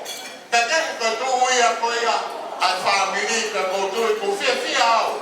Ko no hanga e toloa o hake kone te whaatu kone. Ko homakoti fia au pito e koia ko whai te kau ko te rita. Pe kai matai i foi taimi koe ni ke whiroake ai pe moe whaamiri o ku matua ki whakafia au pito. Ka hange koia kone ku maurava mai pe mohoku hoa. Ka ko fia ko matara tonga ko hange a mea whaamiri e mia ai tungu koe koko. Ka ke ko taha mea mahu inga na whakahoko mai e tamai. E nea kona ki ko i au. Toko fito i he whae, i he kete ko ia whamorimore peka pau whakamatatua o e whae. Ko taha ia ha mea na e o iau e hokuloto te hao o kau whataha. Pea mo tonga i hono tau hiwa noa. Ko hi na whakataha mo e tamai i he kete pe o e whae. Toko tui e ngā whae, mooni au pito, kau ka motoru i he mahu inga o ange koia koe tauni, tau hiwa noa koia o tonga. Toko tui te ria nā fūloloa, o koua whātu, o wakai fueni koe e whanau, nā whaia koia ki nā toru i he ako maulunga tonga. Toko momera ai whoki, koe tonga, whawharange, ka te whito ke te koe ka mo lātu, pe moto tola, hange koia ko losa ine, le taha lea au pua whiwhine kia te ao na taramai. Kone tok whatongai a te pe eia, koe whanau a lātu, katoa, me koe nuku ko toa pēnga ku hingoa koia. Era, i ene pe, o kote whakita i kita ko mo whakamalo. O ka taha mea o kute hanga o whatongai, ko whamiri koe ni, o ko wako na mea la. Ange koe a koe whakaiku, koe peka. Ta koe peka ia, te misia mani.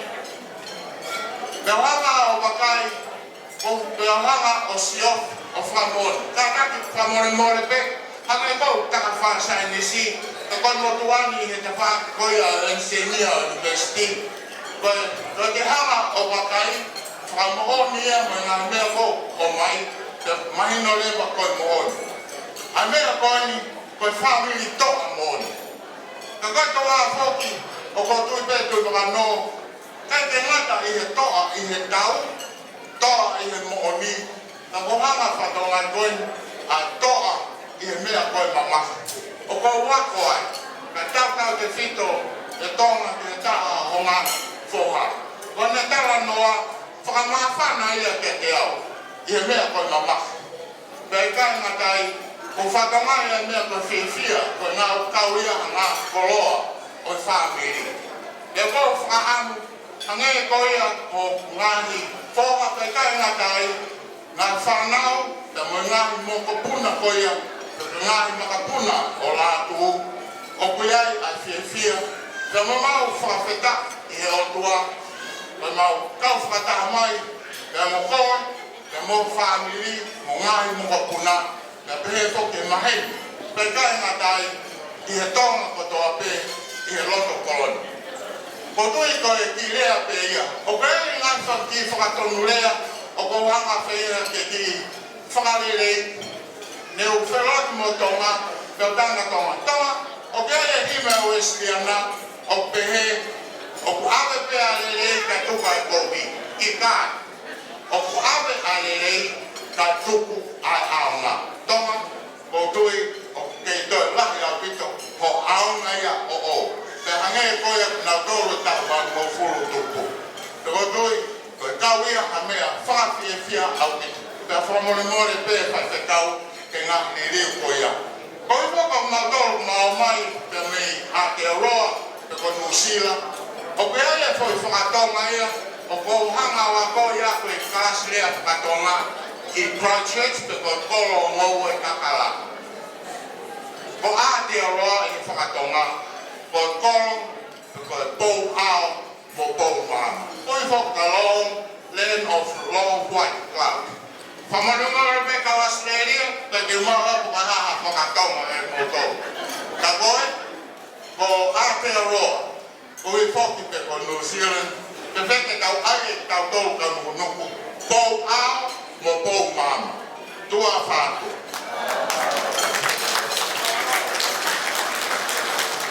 Whamaro la te kia siare pasa I he rea ko whai, whamaro.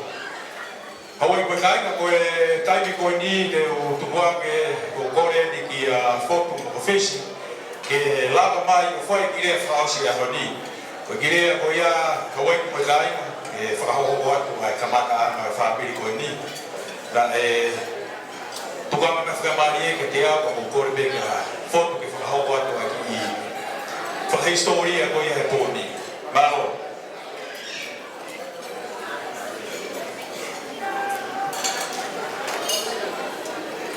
Tuitu'u eu tala o kapui. O whamamaro te ngai tala whatapu po karantai ki tala malare e Gafkoi. Ka tala mo ka whamamaro ko ni te whakato e whakaungia. Tau maheni whoki o e pulukai ngaha tau ngā whatonga. Koe kamatanga o lea o whai he o motua. Ka kumau mea e peho ei, pala nei he kaina kau taunga, koe ne kui koe whupiwa pālangi. Ka koe umanga o kau pālangi o piwa maupeia. Tua whawhonga atu a o motua. Ka hingoa motua ka ni ko naftalai fotu. Ko naftalai fotu ka nai hao he ko tau kuhurei. Ko anga whilawei pa koe tangata birthday. O ka mātua tonga I laisipa. Ka mo Tuitu'u. Ko I laisipa kono mei tanga mohoni. Ko whiwhine ko seini ngā ngātu I ono. Ko seini ngā ngātu ono ko ne tanga sa resna ofisi. O tupu e tamai o kotua koe ni. Ko Tuitu'u. E tamai ia ke Switzerlandi sia mane ko Templar. Ka pau ke kia o mufato tolo kia Israel. Koe ki makiri ko te ilahi ana. Tamai a Tuitu'u na whaera rilo kia pepla o ia Tuitu'u. Ko rilo ko sisi ia ka lahi Salome. Ko Salome pa mo rilo na tupanga. Na na tupu I whiwhine ko lata I ahea. Tau I fitu. Na mono ki tumaani. Tau nina ko na whai fotu na na hao. Nana whakauha tau whahau o tau kuhure I Samoa o tahawao tau fitu. Ko huri ane ko tau kuhure. Na mōni whakamau mōko na whai he lāko tō. E te tānoa ki mō meai, ki he ngāwe au wakai. E ne tānu pōko na whanuani he ne whaikuri whanaha. Whene tawāna mō te a tāu ki tōna mukere I a peki homa tānu ki pēa. Mō tukuroa ka whae ngāki. Here nai tōma taha pe ko tau kuhure. Toki whakamofio nau mate, hao mea o ki pepe, sia na hola ko kumwhae. E tōna me tuani, a ko whatau mau pia tō.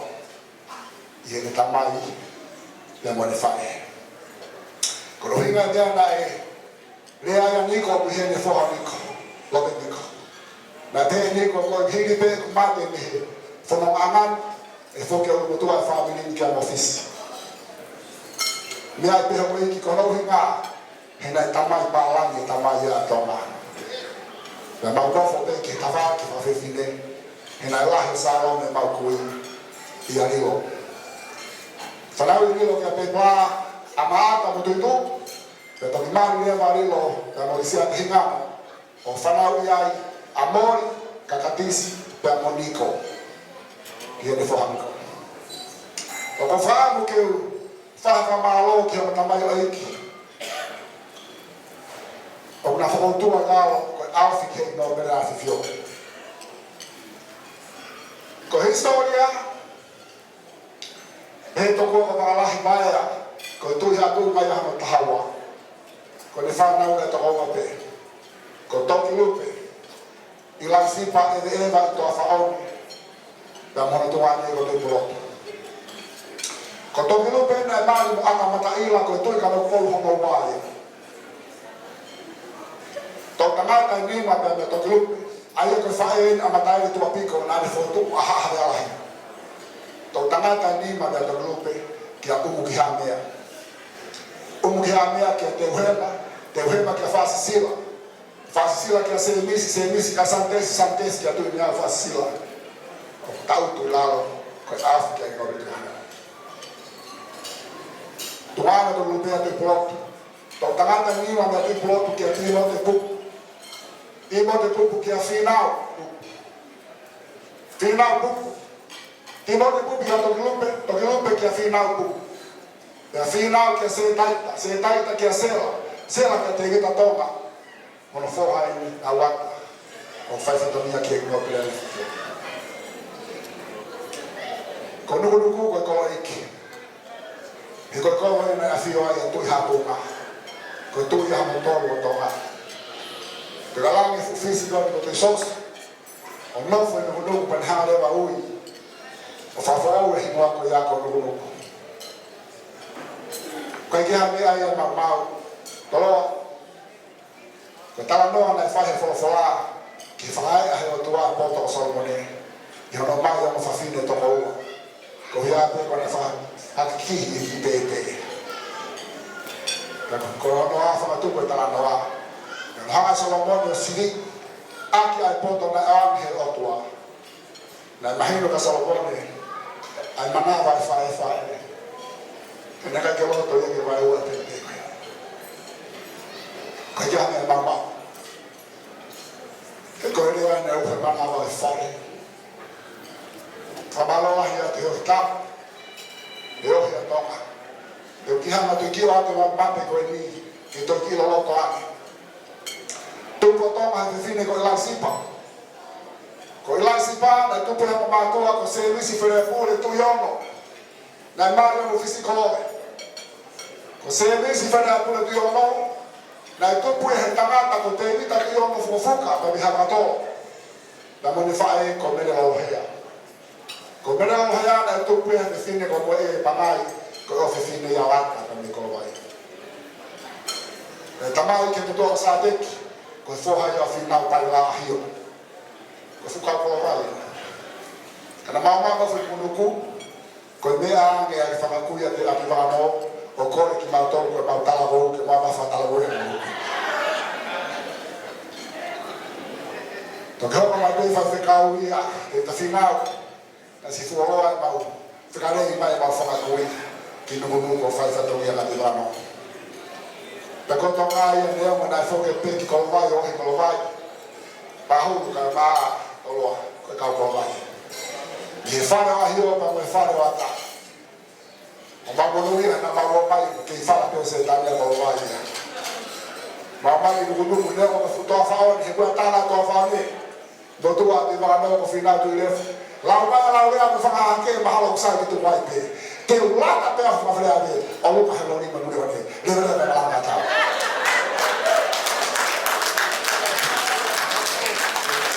Malo, famalo atu kia foto profesi e lau o ku ki ne o fai trot.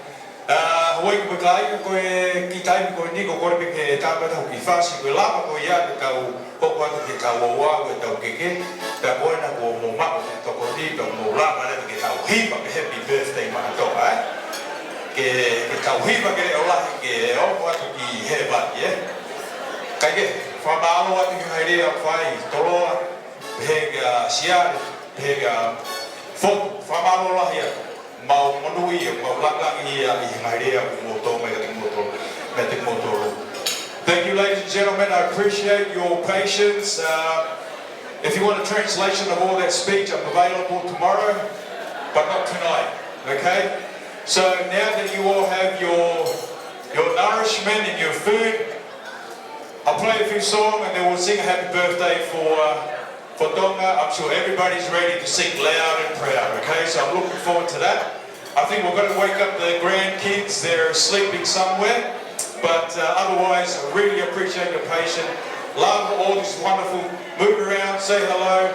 It's been a long, long time. COVID has played a part in that, but it's great to have you all here. So I'll pass it over to the DJ, and after that, we'll get ready to sing happy birthday. Thank you very much.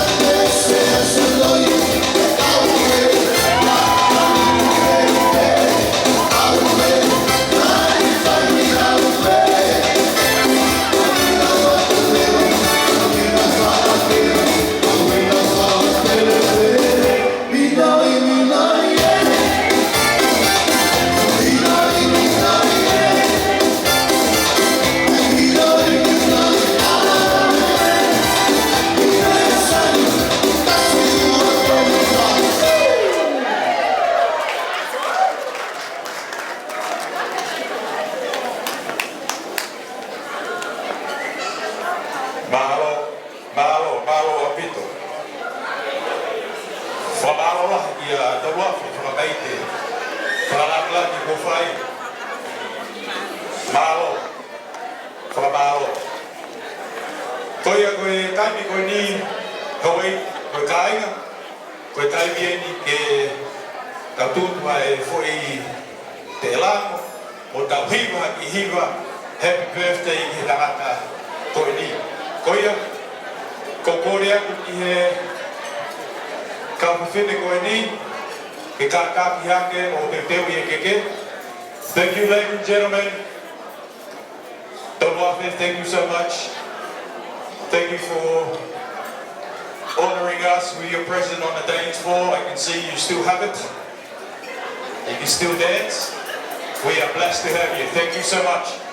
So now, ladies and gentlemen, we're going to sing happy birthday, but before we do that, girls, have we got a lighter? We're going to light the cake, and can I have any of the grandkids or the great-grandkids that are still awake? Any of the grandkids that are still awake? Maybe no, okay. LJ?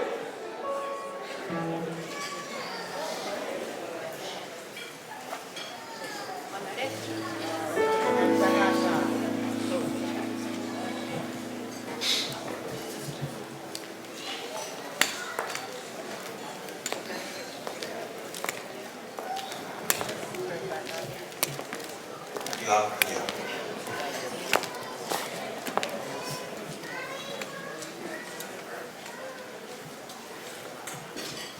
Kanaki, tu loa tu pe.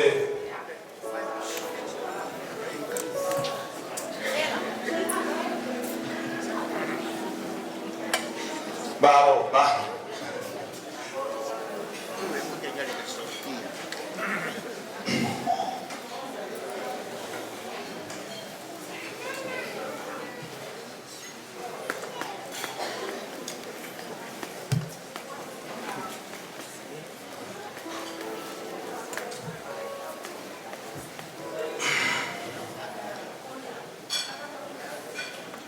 Okay, ladies and gentlemen, Nana, you want to light the cake? Somebody light the candle?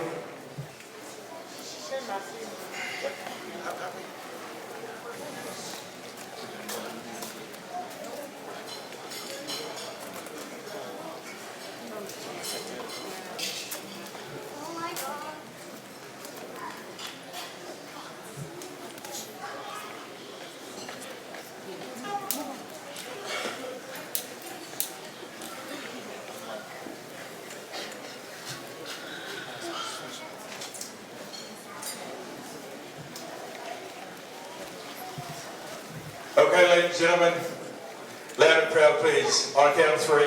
1, 2, 3. Happy birthday to you.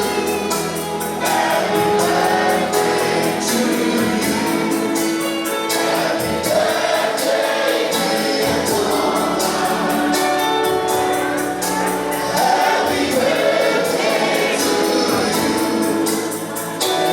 Long life to you.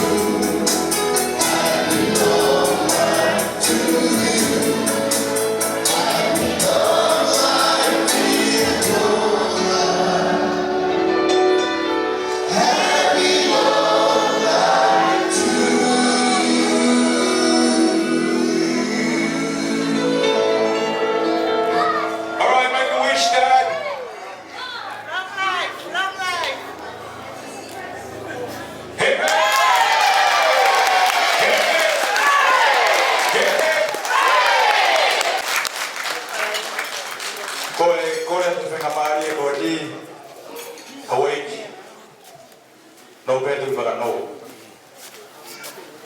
Kore atu pe lava ke Leka. Sorry.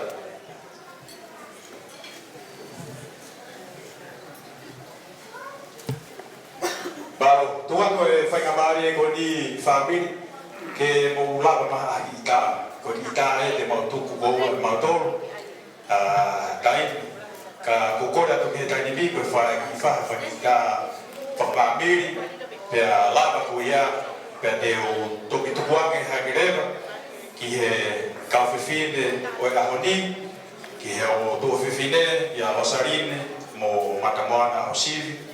ke whai atu ai o wau e hami. Ka e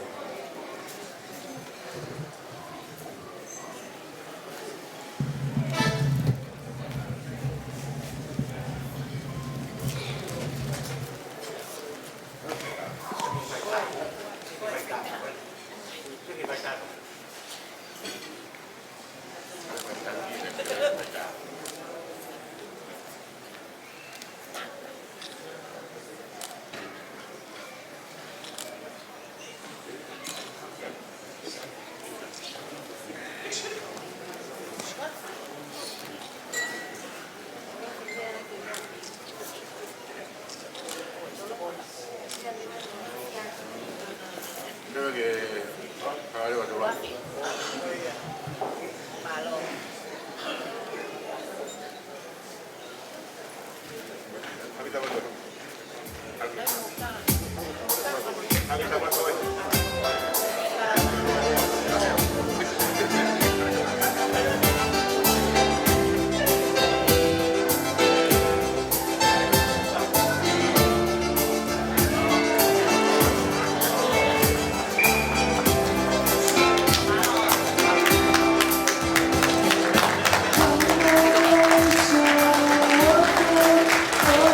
Oh,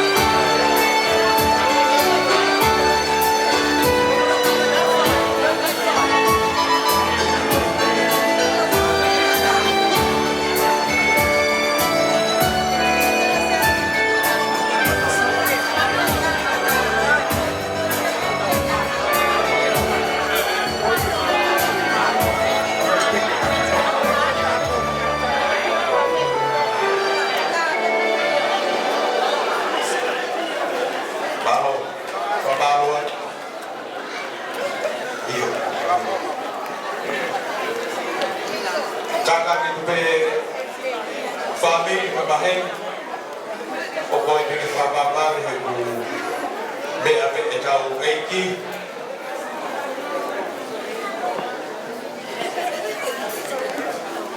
O ku wahi pe tai he pōni ke whai tā kaka ki mou.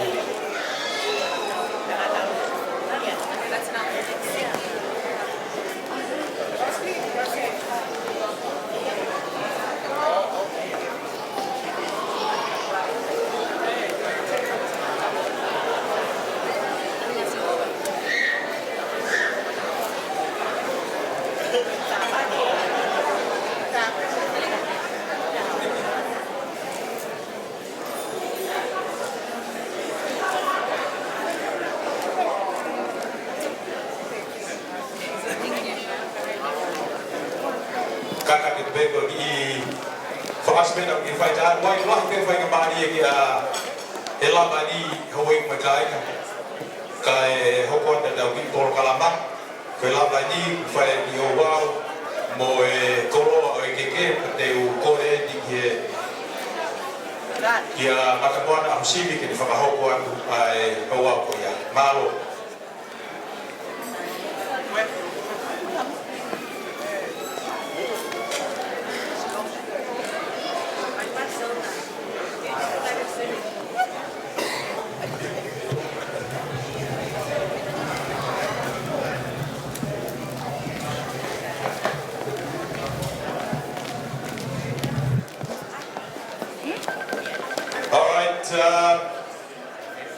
Can I get all the big boys in the corner over there to make your way over here and help with all our gifts tonight? Sam, William, Mahe, Lolo, Lenny.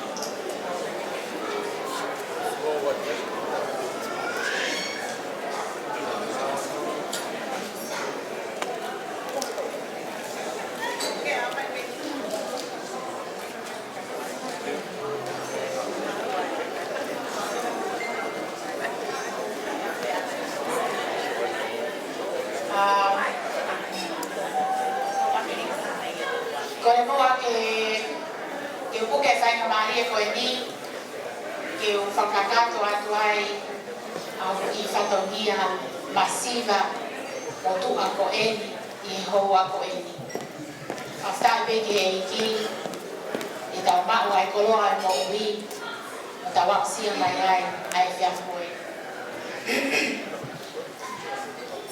fa ta ku ke bunivalo mo ku le afio ye tau kakapa ka ko e fa ta lama ki ha ta mata fa ta ku ke iki na pele lo tu bangano tamu ki hama ta pule tamu ke kata eki fai se kau na ona o fatonia te pehe ki ha fa ka olu ka helotu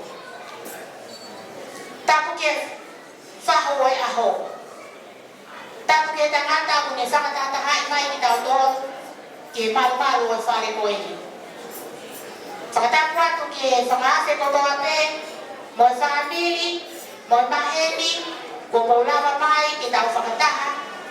I ona whakarangi ai hoko sia e ta mai ko eni, ono hiva mo furutao. Kore ke ufa ngatu, i e taha kakato e whanua mo lotu. Tahata ke o whakahoko atu, ai ki whanongia masiva, mo tua ko eni. Isa, Moni pe ai lau, ai tohi matolu. Ko ia pe ia na tutu'u ni esionga ke tau fie ai. Ko ia ho ai maalali. Ko ia ho ai whawhetai. Io, ko ia ho ai fie. Ko tala noa fungani o ia ho ko eni, Koe hoko sia e tamai ko eni. La salo, tonga tuitu'u, ano mata mai le. Hiva mo fulu tau, malo. Pea ku tau lea whakataha. Moi tangata i e tahi kāleri. Koe e kipe. Ano e nia kua lea, ai ki tutua, nei e kolo tau ko hule. Kai si i ke upehe, tue. Manongi pea alaha, ai fu hei lara ko tapu ngatata. Toulu pea moto ai hala siale, pea moi mata hangale. Mata si i ke upehe, tue. Mata kori wak whanga e, moi ongo vai mahanga. Ke mo tu upe, ko whakamaunga, tue. Holo e uini o whele awe. Ona ati, ai mata hangale. Pisa, koe lau kau anga ia, o e nuku ko toa pe. Pisa na ngalo, ai ati ko mata pālahi. Pea moi whala o ata, i he api ko rinkawa. Nei whai ai a hoku namoa. Toa ko pōwalu, sia mō whanau tama. E ngalo nai a whi. Te uka mata me whi, o ngata me whi. Koe whawhetai a ngaia, i he whiaf koe. Koe au sia e tamai o e ki koe ni a hono uu. Pea kuone a ua. Koe masi vai a koe amo atu. Ka ku hulu ko amo atu ai ku whiawhia. E ku kei mata ai whawhonga o tamai ko e. He nei lahi a hono pole. Pea lahi moi whainata a i whanonga anga. Ka koe a honi. Ko lusia ki taurana. Tuku mua ki u whakahoku atu. Ai whakati whakarangirangi ko e. Ke si whakailonga i aki. Ai au sia e tamai ko eni. Kono maka maile. Hiva mo furutau. Koe tuku aki. O e keke, whakalangilangi o e aha ko eni. O fuaki ia ma e whahu o tonga. O kuiheni ai ki kaunanga.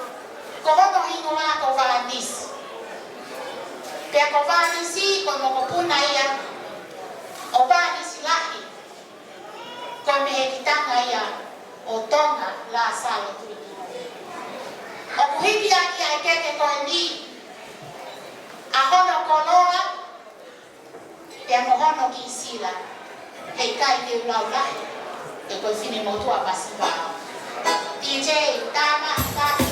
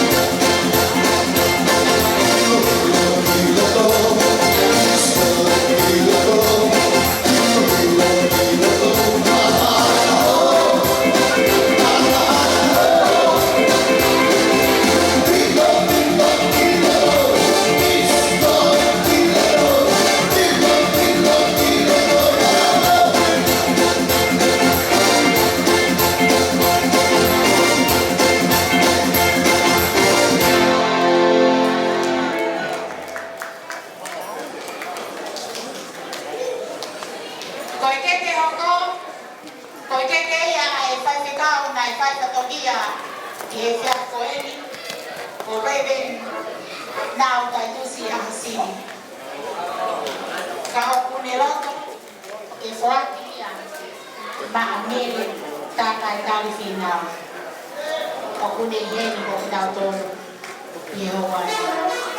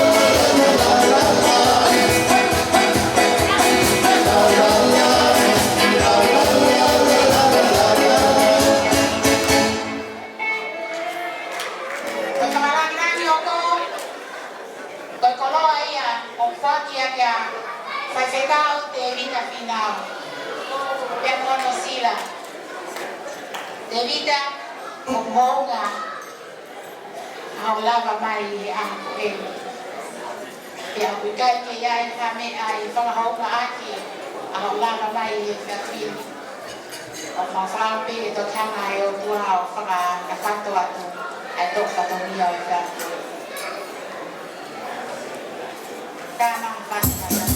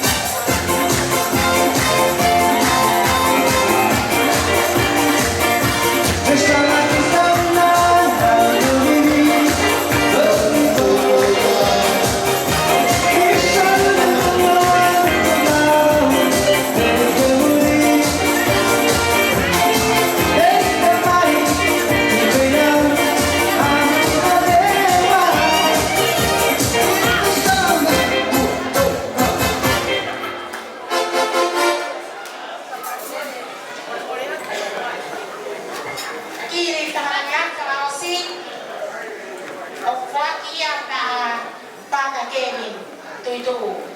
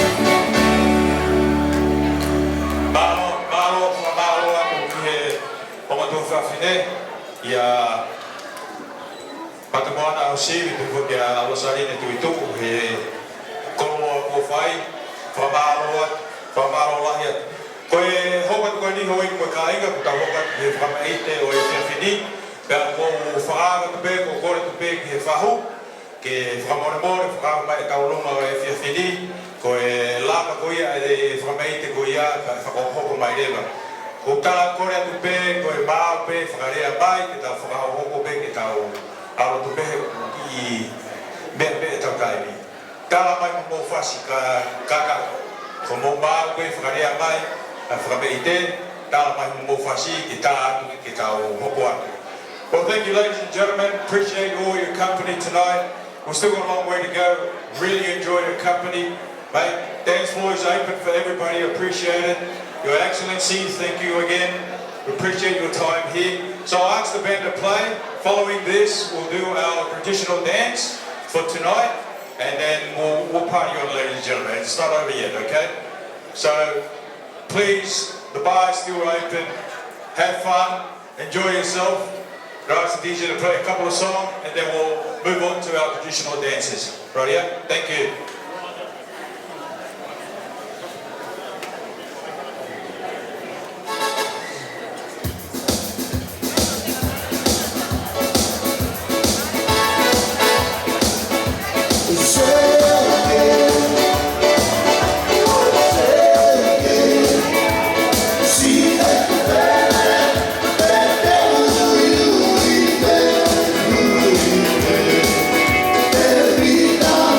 Tengo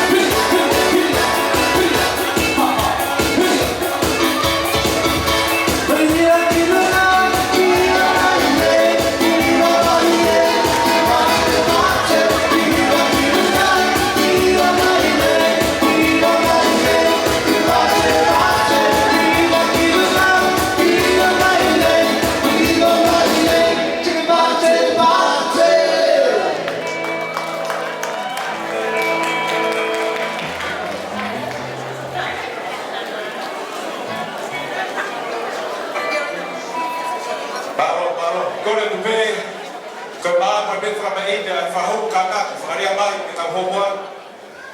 Koe maa me whakamaite ke pōni talamai kātaki. Korea talamai hau mō whakamaite. Moe whasi. Ia.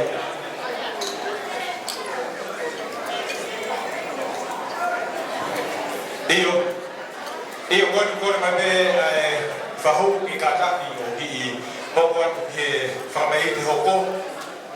Kātaki me toroa, o kōririu i mō kalama. Koe maa upe ho mō whakamaite, pia maa iwireka, pia kātaki hu mai he tainimu. Ke hoko atu pe, o kore mai me whahau ke ki hoko atu e whakamaite, koe ke lapa hane ki i.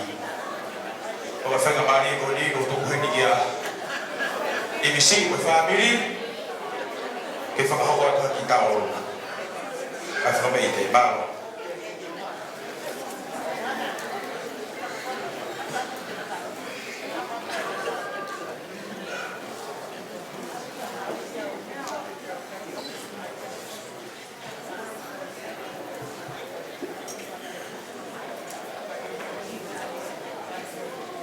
Kore ke o hupungat, kau toi hawa tuhe.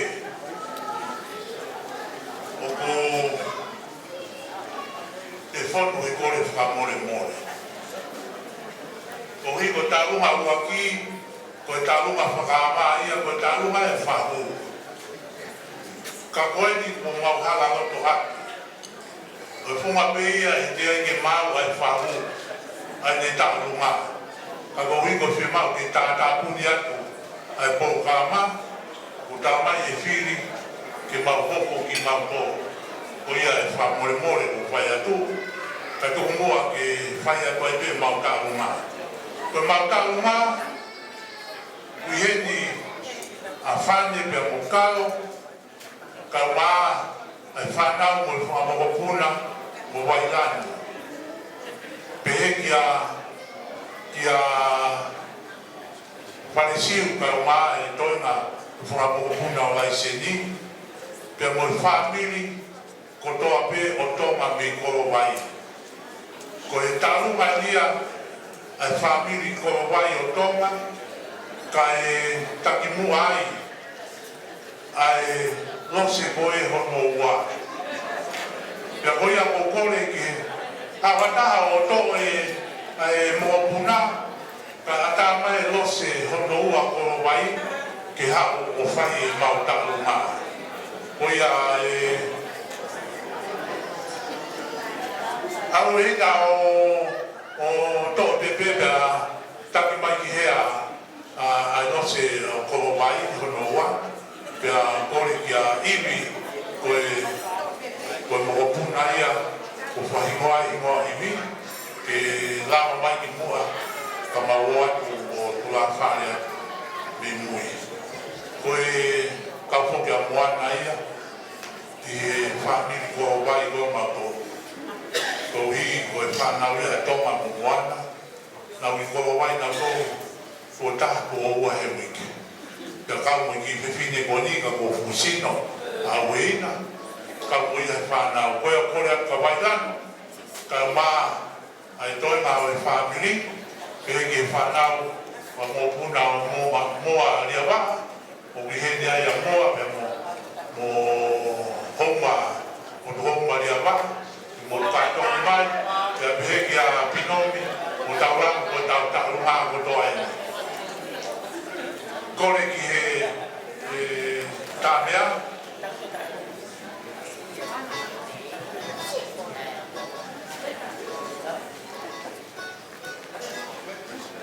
koe mau tāunga e ni, pia mo moana.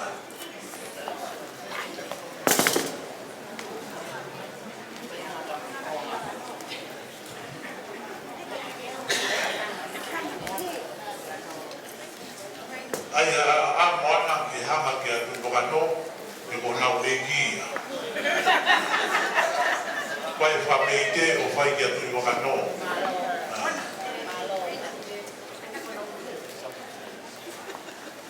Oa toi akatahia whi poto ke ulo moana he pui tala mo bea moana. O si mau pero se tamia ko tamia ko ni ko tamia ya ma to ni ko wa a Stafford ko ni fai ta i patele ko tanga Stafford ai pe ki la pe pas ko wa i pas si be pas no no la con fa kata ge la i pa ni ya ko ya ko ni tamia ko ni mampe ko te ke ta lunga te ke o ta lunga ko banga ni ma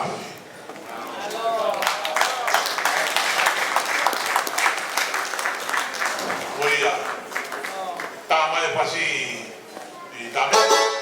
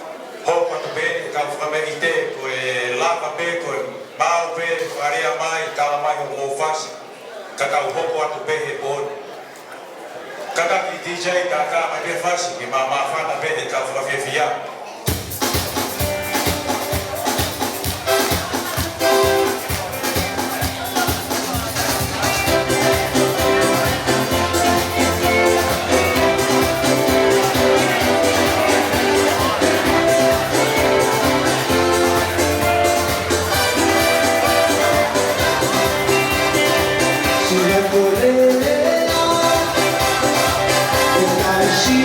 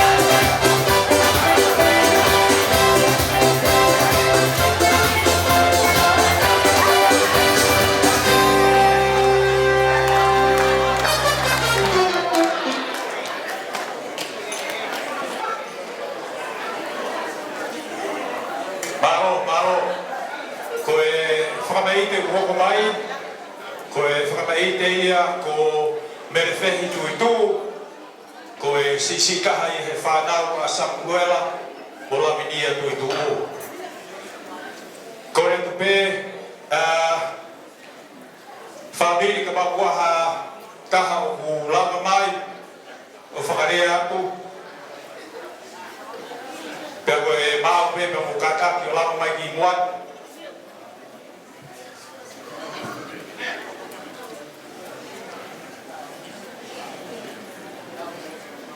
Kakaki ko merefehi Tuitu'u. Merefehi tai amoni Tuitu'u. Pasipasi mai.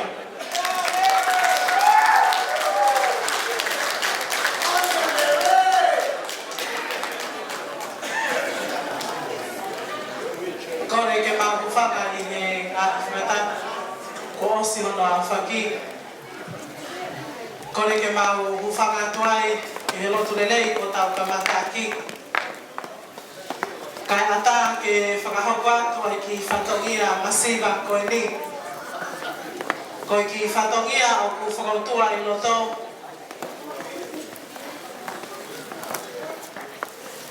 Ko merefehi tai a moni Tuitu'u.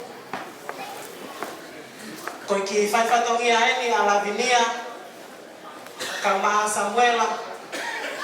Koe kau maa whawhetai. I he hiwa o fulu tau. Ai mo uhi ai tamai koe ni. Ko merefehi, koe tau ingoa ia ki he tuo whewhini o Tonga.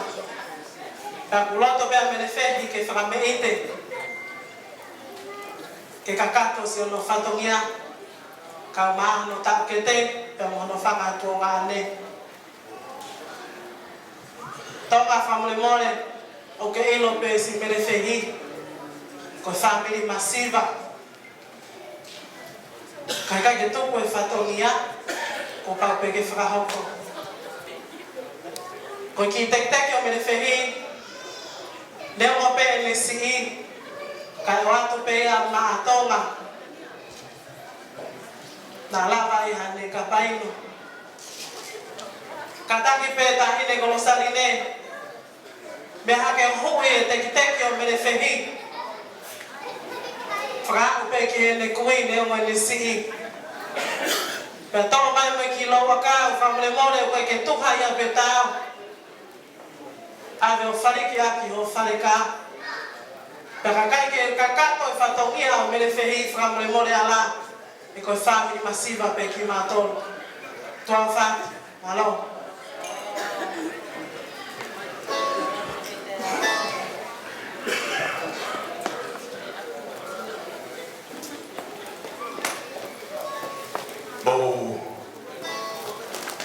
Mama ka mai pe o eki koe kai, ka koe kau tula whare koe ni, koe kau tula whare ni a Asleria. Koe kau kamata nieo nau. Maka tula whare kaha pahalangi pe he. Koe tula o tu pe o eki. Koe mālo pe ni lana mai o nau tuku i mua. Ke nau kau atu i tau o loma a merefehi kai mo. Malo.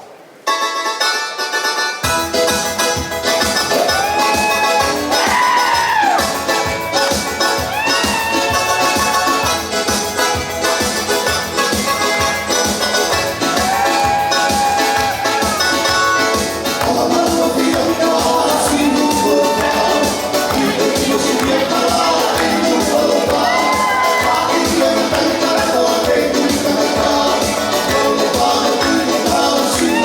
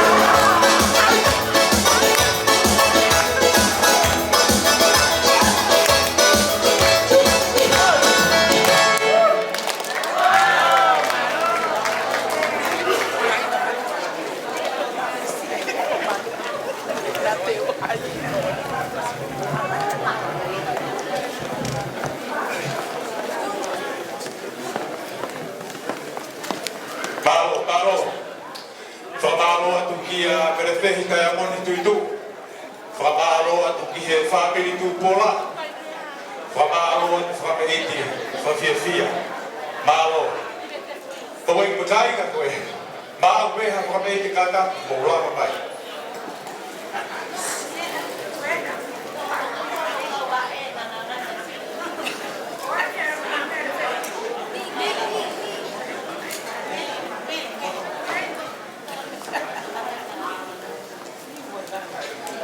Malo, koe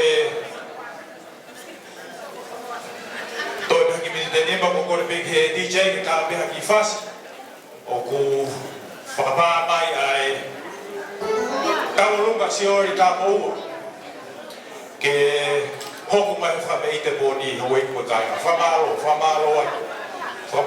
atu whiawhia whamalo atu he o mau i heni ke ka whawhiawhia i te mono ia ko tō i whamiri mai mau tamai o eni ko ni ko Tonga Tuitu'u. DJ, ka mapia ki whas, ka whakapatu nganono.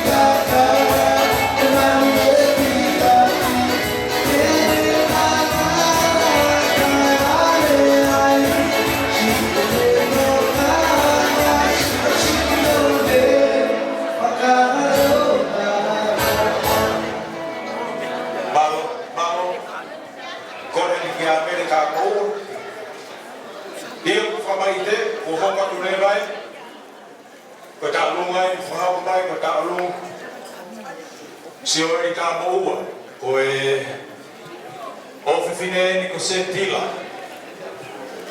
ka moua. Tenteki tola ka haf, malo a ofa, koe tamolu ma Tonga Tuitu'u, malo.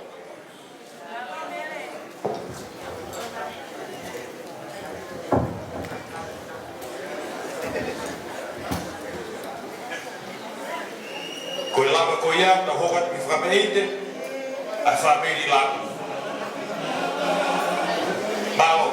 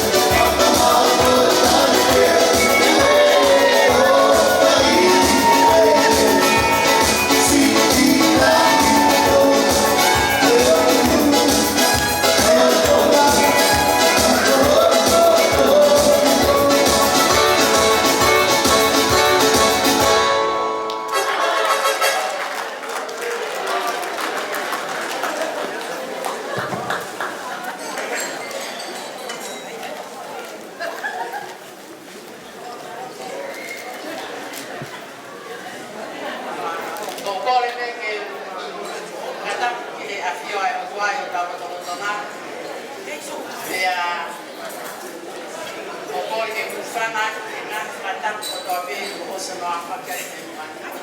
Kai a tā ke whai ai kui ai te hoi. Me whanau o e whangamoko puna o lātu whasa. O maui he mo siare, ka pētio no hoa, pehe ki a te au ka whakahoko atua, ko kunoa, ko siperi taiamoni sumuturana pasa. Pako hoa ki he tokotaka i whanau a lātu, pako ia pētara uta i whanau. Pea ko kore he ki he tokotaka kune whai ai ki ta aluma koe ni ko toku lupe, ka taki o whakawami mai. Pea koe ki tek-teki, koe paana i taha afe, pa kuiai mohono ka hoa, koe paana i taha afe, o kore atu kumere ana ke kuri mai mo e tek-teki, mo e pa kono ki tuanga, o kuatpe mo ia ki a moana, e pariki ake ki horhoro ana.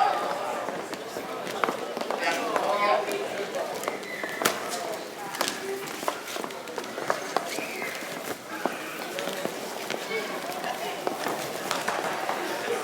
Oia, ofa.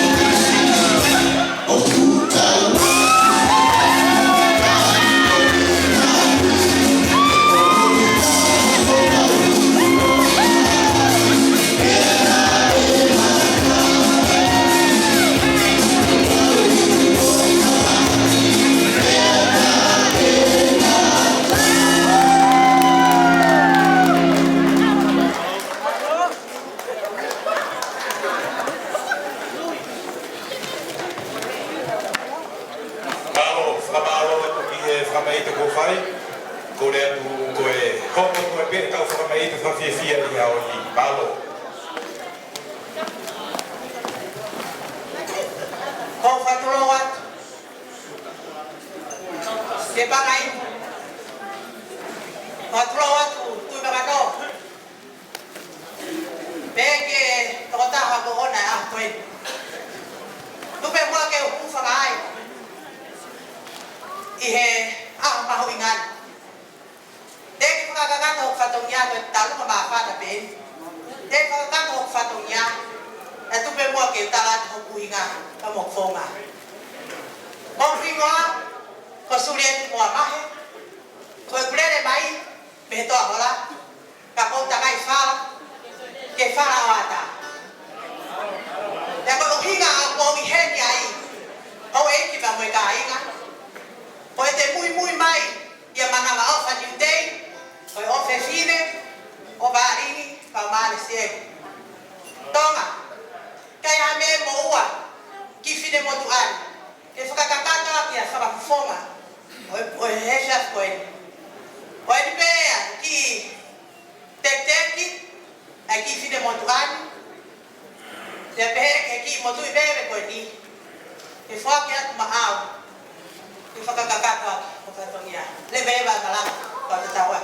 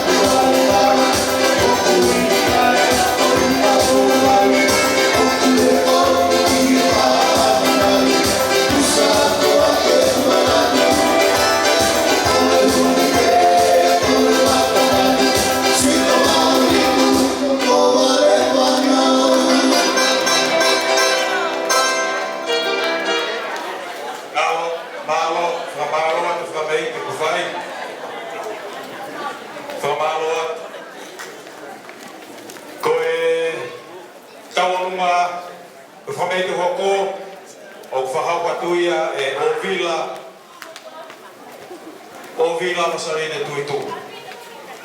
O vila koe ka hei ia ai tamasi fikaua a similami ai pulakahi e te mautoro. Pea whamawhana ai tau ronga whawhonga atu ai lahi e whanau. Pea whakarea mai pe ai whasi o vila. Malo o vila. You look gorgeous. You look beautiful, vila.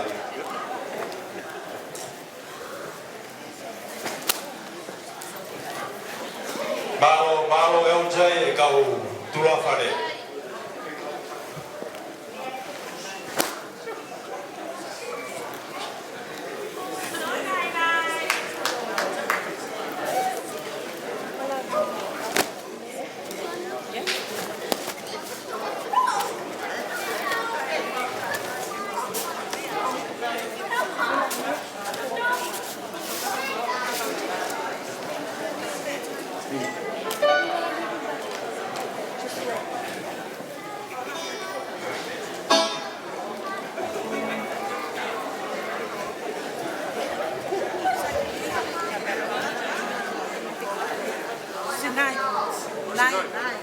Mari LJ, go on.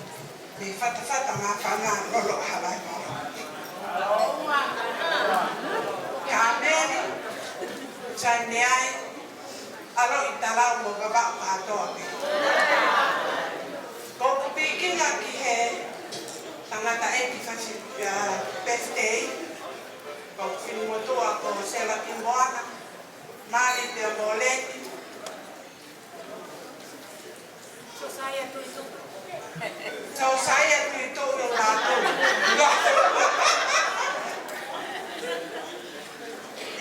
Tonga mau ofa lah ya tuka te kon. Pea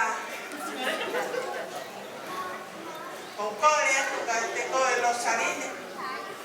Ke huiang e pare a whamamoko koe ni. Kai kia hame e mau e o vila. Mo LJ. Mo Sinai. Dilo ka te e whakarai sāne. Tala pero aru ke kume ake a koi dore kau. Ene? Ano kuye. Tala taha koi na anwana.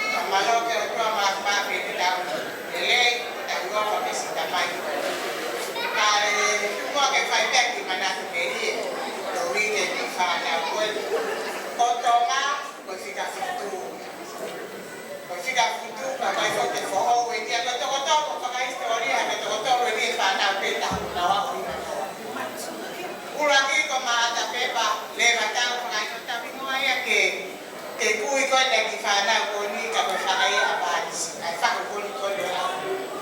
Aia ko mata pepa, aia ko laita, aia whanau a resi. Ia hau aia koe tuwhi, aia ko koe tuwhi kai tupe he wala mofuru, a kai te ako te hinganoa. Kisi ate hingano, na nea o te no tau waluko. Ia hau atu ai ki aia whika wha, o lātu pasa. Kai ako pepe no manu mofuru kai te maa, ko te maa aia ka te mai. Mahalo pena e whakao pia lātu no wala mofuru, pe kai o pasiki ai. Lātu, koe whika tima, koe whae ia, koe moko ia. I he tua lātu. Ia koe whika tima, ko losarine langi, ko losarine tuitu'u langi. Nā sito pekia ke nā hoko hono whiwa noahi e tako ko o sipe, ko lahi ia tonga. Nā tokia nā oia ia hiwa hofunga mau kātuanga whiawhiai ni tā uosi. Ia leka koe ni. Nā mau ia. Koe whakamoa ni pakoni ko ako tonga o toko toru he. Roto whare pētaha ko nā wako ko hiwa hofunga. Pawake tau whiwa e whiwhiri pe o hane nā wako wai ki he ai toko toru he roto whare pētaha. Hara ko nā koe pālangi, mahalo pakaikai. O nā kuwa ngarere. E koe uia nā kuwa ke pēa uia. Kau nak fakakina ko mau to fare kana e hapa tu ko mo katakan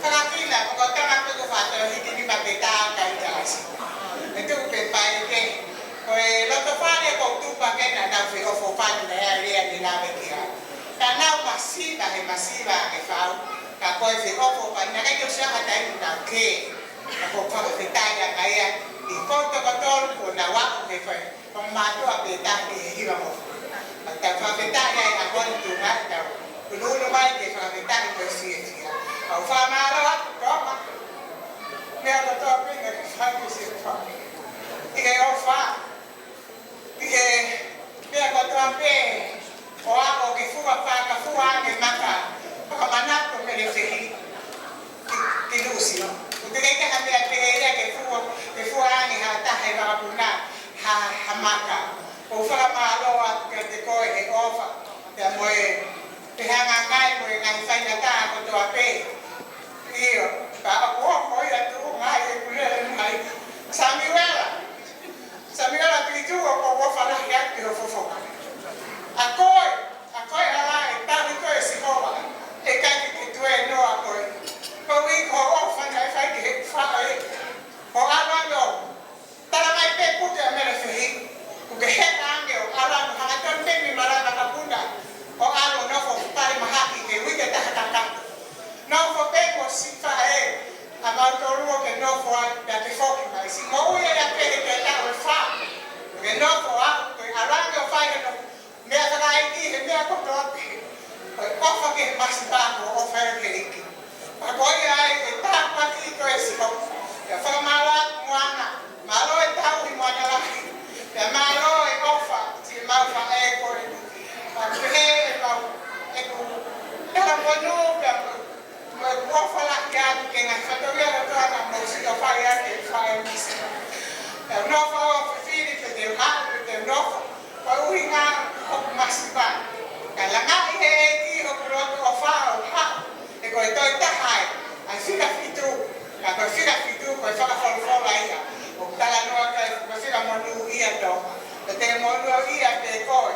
Ka koe si anu tu whewhine na te mori atu he tau kuosi.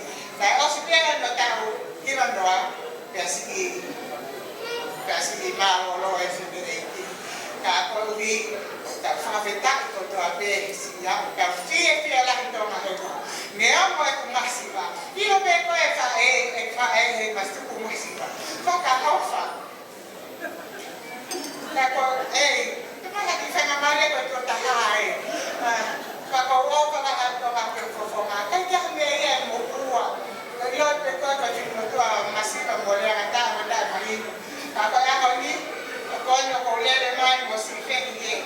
Kai na kai Samuela que te ha na nerea pe para alame para heka fa ni kola u ni hikia. Ya que hoy ya no que fiqueta mai que hoy o que fiqueto me le peje o ka. Poco está en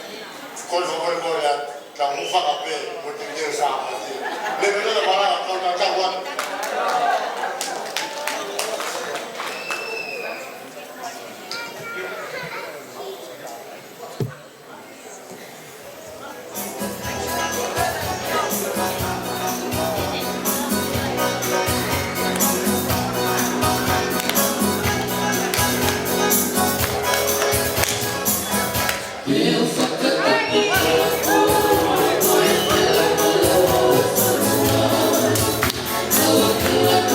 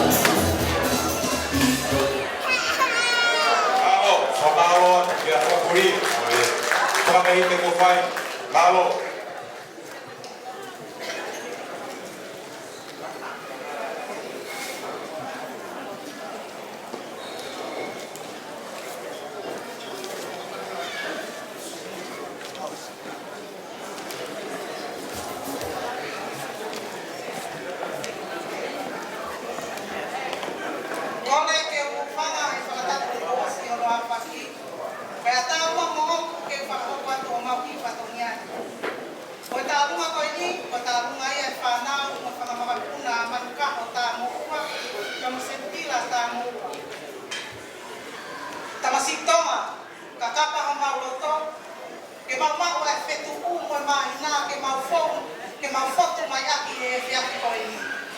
Masiwa ka mau ni mau, ka kono ngata anga pe. Kai kia ha mau rea ma, ke mau foto mai aki ki o aho e via ko i. Ko ki tola pe wa, ke atu pe ke kutia ka hapo i ma. Ko mau ofa la ia ka te koe, ofa ke whaita koe kina koe e ki. Mone toi atu anga hi aho pe e ni o mo ui ke ka hau. Ko mau ofa la ia tu ka moi mo whaku.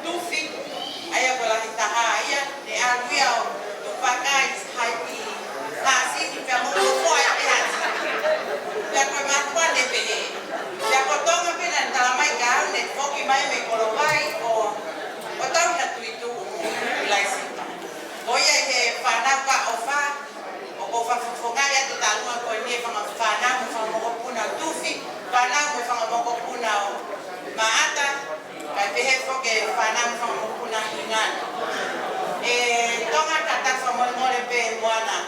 Ika kia hame ya komea kana ko tu fia he kuna mawa pato me muzila o ova olo I Pepuan. Ya ko tu fia de na fanau o fanga mo kuna. Ko e paanga ko te ki kata plenaise ko tamai ki ko na taki ma plenaise ko ingo ta hine ko plenaise ni lo fa ingo ingano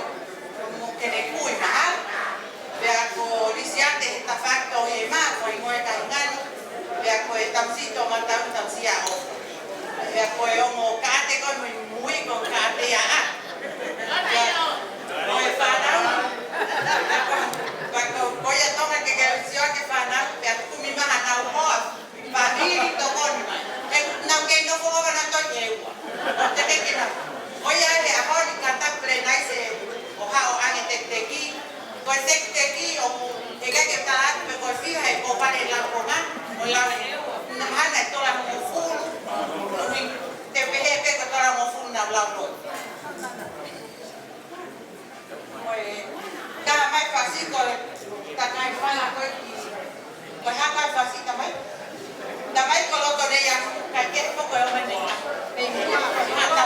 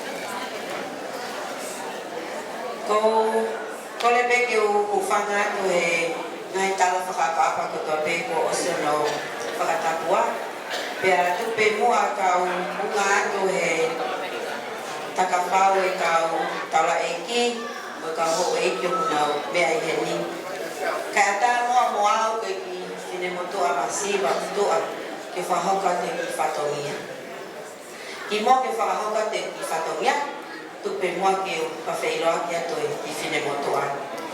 Ko kuhi ngoa, ko tule la ota langi iloa. Pea ko au, ko kuwhine e ki, ko sisi ia he toko tolu te whine, pea ko tonga, ko sisi ia i he tamai kanata. Pea koe whanau alo saline, koe mawhae, na e si hoko no tau hi manoa he tau koosi.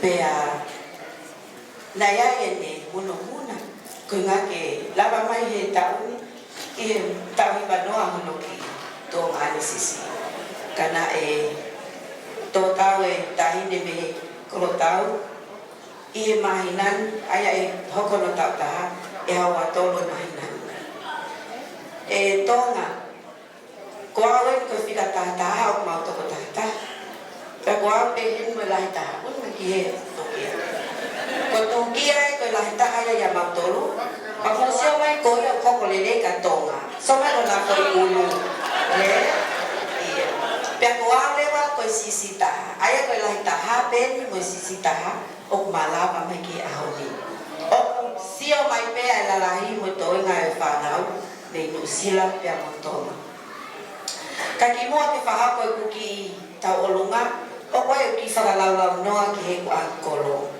ko ia Ailini, ko ki whakalau noa urua ki, ko hono ki i wala birthday.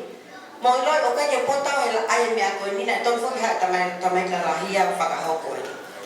Kono ki i wala e, kono ki i wala birthday. Tonga sio ki he ke o ke sa ia ai Tonga he I so ke sa ia Tonga he I malolini ko ki whakalau noa hoko kono ki wala whakamoko matuko e kau pālangi o kunau sa ia ke nau huki tua o ki whakamoko Tonga ko ki wala hoko ko ki whakalau no ko arpe ki tua whakamoko ki tāngan boana mo yung nesi Fola hilalo ke tanu tua ye ko ya ko ki whakalau noa kono ki wala whakamoko malo ailini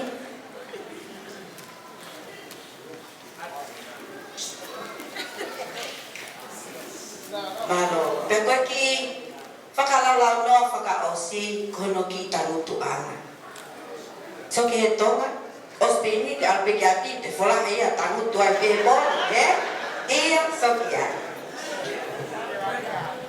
Ini. Pego ni whakalau noa koe ni. O maia mo ofa me whai toka. Me o tō whewhine. Mo ki mātou kai kau whawhana. Ki whakia ki ho mali. Kia moana. Malo e tauhi. Ke aha mau me e mahu. Ko ki whanau masi wagi mātou. Ahea, hau ki lotu. Ko mauta alunga e whakahoko pea e o whewhine o lisiate. Ko tonga ane ne tau whahingoa ia e ta maio oi tangata whai aho mo no whangatoko wa.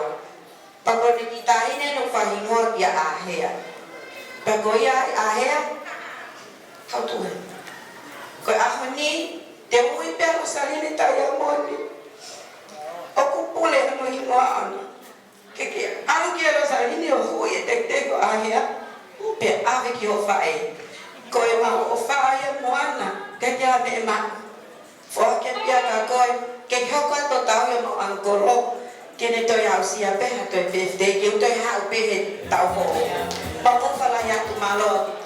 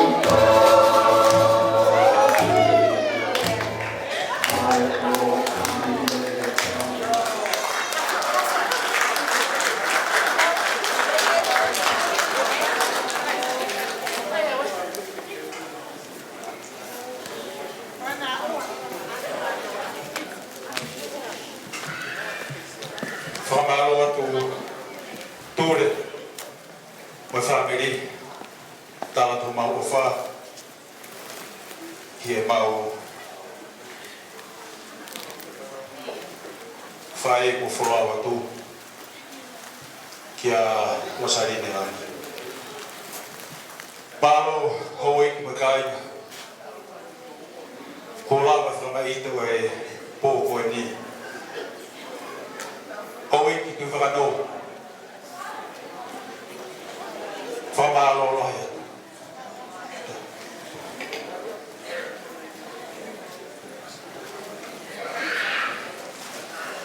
Tolo tu e kaka kutoe be tau me beta.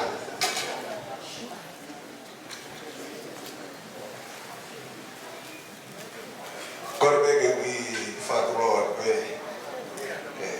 tapu mo tui whakano. Kai pehe ki e tangata i ke hao Tonga. Kai ata mo hau e whaki whamei te klapsia e pōni. Koe tōku koe na nungo kō o ngau hemi e pōni.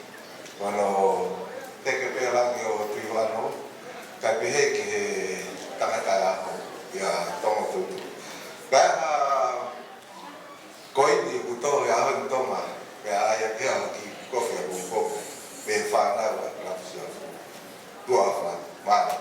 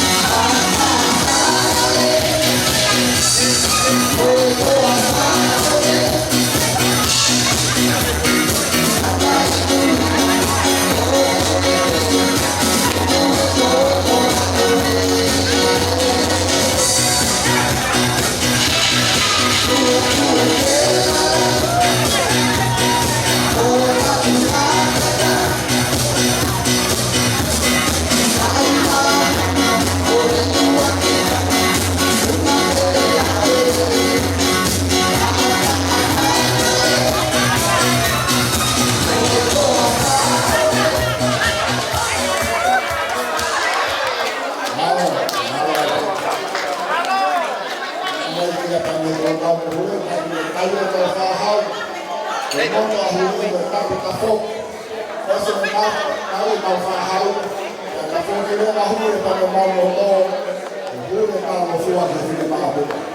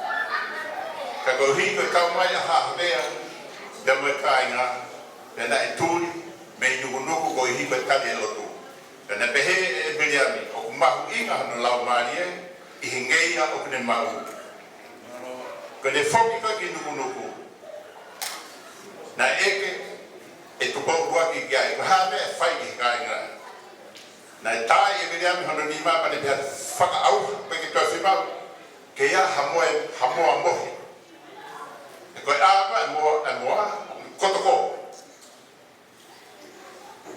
pa koe ia nuku nuku mau tani e lotu mau nofo i he lotu koe mea ia o tau mo ia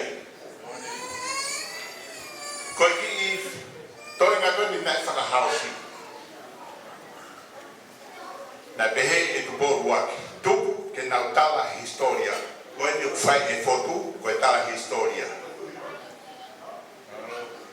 he nai pehe historia o kuikai ke nau hanga o tari ai mea o hoko ko hi he ko pehe koe karistiani e whaka auha o tae ngā ia mai karistiani ka mau te maulau e tohi tapu koe mea hoko ki Israeli e whaka auha whokia a mo sesem he mounga ka hai mea nei hoko ki Israeli e whaka auha ko nahi umunganga koe na nau whai koe ia nukunuku o tokanga ki he lotu. Koe ngai ahon, ko hoka i ngahi mea ki he kehe. Koe tau whono penda tau tōru. Mo tokanga, e koe mea ia ki tau mui mui ai koe lotu. Koe mea ia koe tāpua, koe nuku i nasi ai, ai tangata nuku nuku koe. Koe tau lahi, koe tau hima mofu. O to gara peam o fitu mo fu tupu kaku monu ia a Tonga ka mea ia ke tau mui mui ki ai nuku nuku ka ko whakambe koe tau whiawhia i he pōni koe tau whakawheta o whakamalo ki o tua mafi a whakakoloa ki tau tōle mo ia o tau au sia ai ahu koe Tonga, ma whalahi hea, kia te koe. E whatawangi ki kei nofo ia e tāpua, whakaelo nei ia koe, ke toi ma, ai koe tau e hofu. He koe whawhawha whakatoi tapu ia. I he koe hiri na tau wau pe ke tau lahi au pito. Ka ko hi koe tau talangata o whakangata pe ki tau tō i he tau koe taua. Ka tau te taua o hiu mawhuru tau te au. Koe tāpua ki lahi ia. Koe tau nofo koe ni koe tau whesiso whakoni koe kau ahala ki tau tō. Ka o te pe mai o ke hao hao. Koe kau ahala ki tau tō i he ao e o tuan. Ka koe ia nukunuku. Ka koe te whatau mea, mana tui. Koe karistiane koe. E ne whai, e whi lau lau. Koe hi me tau. Ma alo koe me tau whaiwhikau e, ko te itai. Me he whane tui waka no. Koe ke waka tau wafe pe, koe whaiwhikau pe ikai. Ko whanama pe, ma whaisiani, tala mai, nei. No ki maranga, ko ki au, ko rama whi. Tau whawhikai te, ka pāo ko ia, mālo. E ko mea lelei, ke tau mui mui i wholawholani kunu. E koe angai a kāinga, koe angai a whāmini. Koe nofai, e koe whakamokopuna mō tō, koe whāna, koe whakamokopuna tui wakanoma. E tau whai e mea, koe whāmini. Koe tau whiawhia e kōni, koe whāmini pe. Koe whare tui wakanoma mō tō. Koe tau nofo ia, tau whiawhia, kua usia, e Tonga hana tau ki mo furu. Pau tau pehe, ka hoko mai, a taha ia motoru toi au ki ngai tau lahi koe ia. Tau whiawhia. Ka ngai tāpua ki a ka ki tau tō, ka koe ofa lahi ka ki motoru. Ne o moi he, ka nea sai ni whonui, o kāna peka te vita, o tālangi, o tau kai. Ai hifu mo ai haki hoku mou kore, o koe lahi apita ngahi api, i nuku nuku.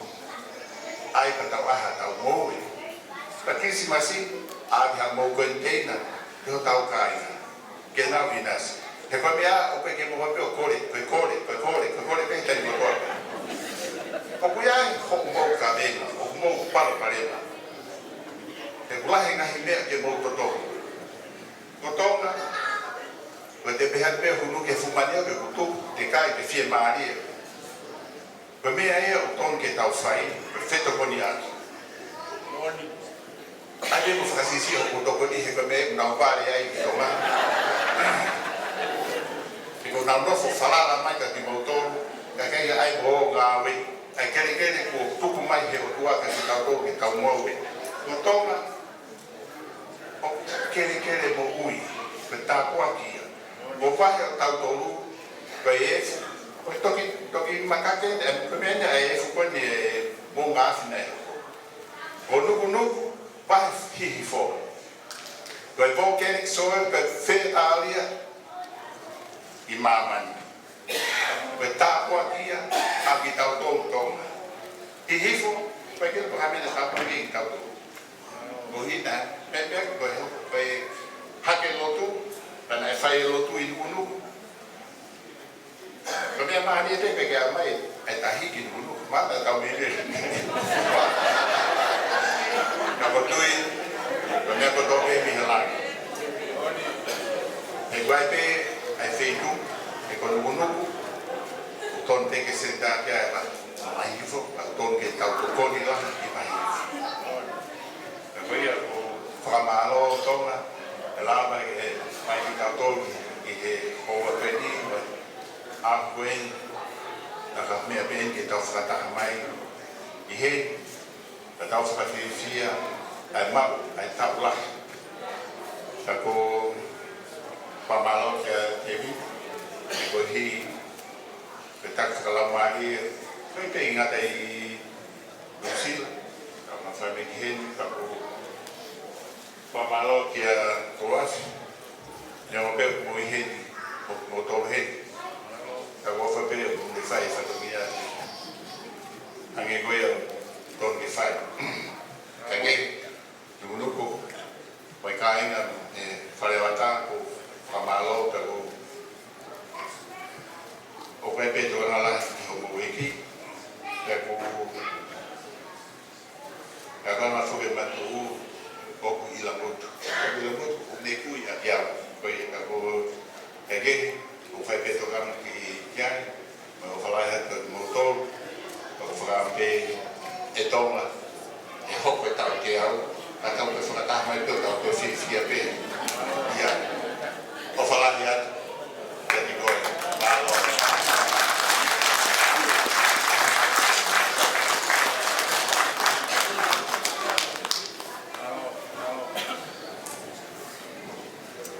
Kori hu whangat pe he tau watak, e kamata ki tau te anga me whiat koe, ka osia tau pe koe ngāku I koe taimi, ia moe tūtūni moe whare. Oe ki no pere ki wano o mori ai kātoanga ai Tonga. Te mau kātoanga ha mea wale ka koe a whea whituna ai kātoanga masiwa koe. Ia koe norea ko tau mawa. Ai kai ki wha manaki ki ai. Ka whatonua ki. Ai wholau o mea mai ki whanua ni ko I koe lotu whamanatu o Steven Takaitari I Ngatoni. Ia ke whia ai o mea mai I whiafi koe. Ia koe whia ia mea tonga ka ma Samuela ka me tonga whanau. Ai honga ia o a whia mai, mea mai ka kau whata I whiafi koe. Ia ko lawe ai o kai ngā koroa ko ke tō. Ia te u whenga peki whamanat peki na tō. Ai koroa koe ko ke tō I whiafi koe. Ka o hiwa pehi ki koe ni, whaia ke tau roto. Ka kres. Kau ke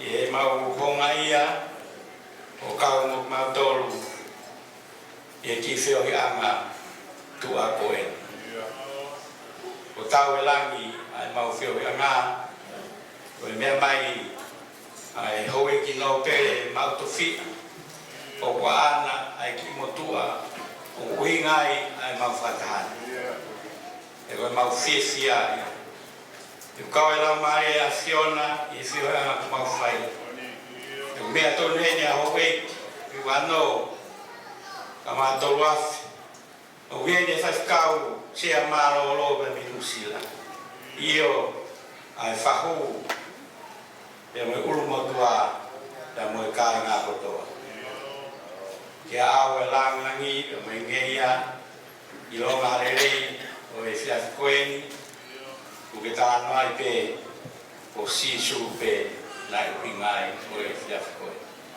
amana ke mau tutoku lahi ai whaingataa ka ke whahauwhi mo maru i mau tolu e whanonga ki te ria me a whangata te a rea ia e ki kātuanga masiwa e whia koe. Ka mau ka māroro e maruatu e po. E whaia ma whawho, sina ta mai ka me lau maari e. Oi koe ngai whatongia e a kongkongina. E au e langangi i o aingeia e me Gloria. E koe ke so tawe i lo si splai tawe ta mai e lau maari marno. No fo mau o fa e no pere tonga mo ma tolu e sia ko no na hiri fa e to tangata amen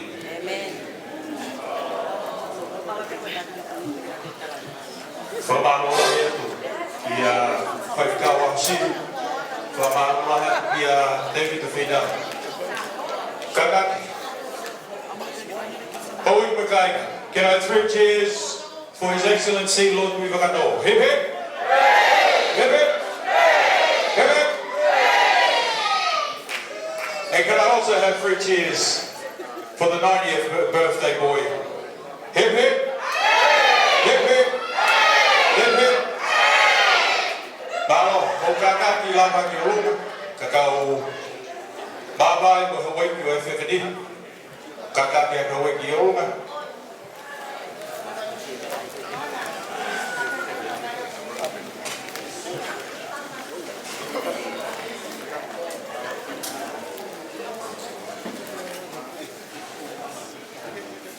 Malo, whamalo lahi a pitu he ofa mo fia o ko mo laka he pōni ko hi ko he mautanaka e ki whaamini ki nai pahe.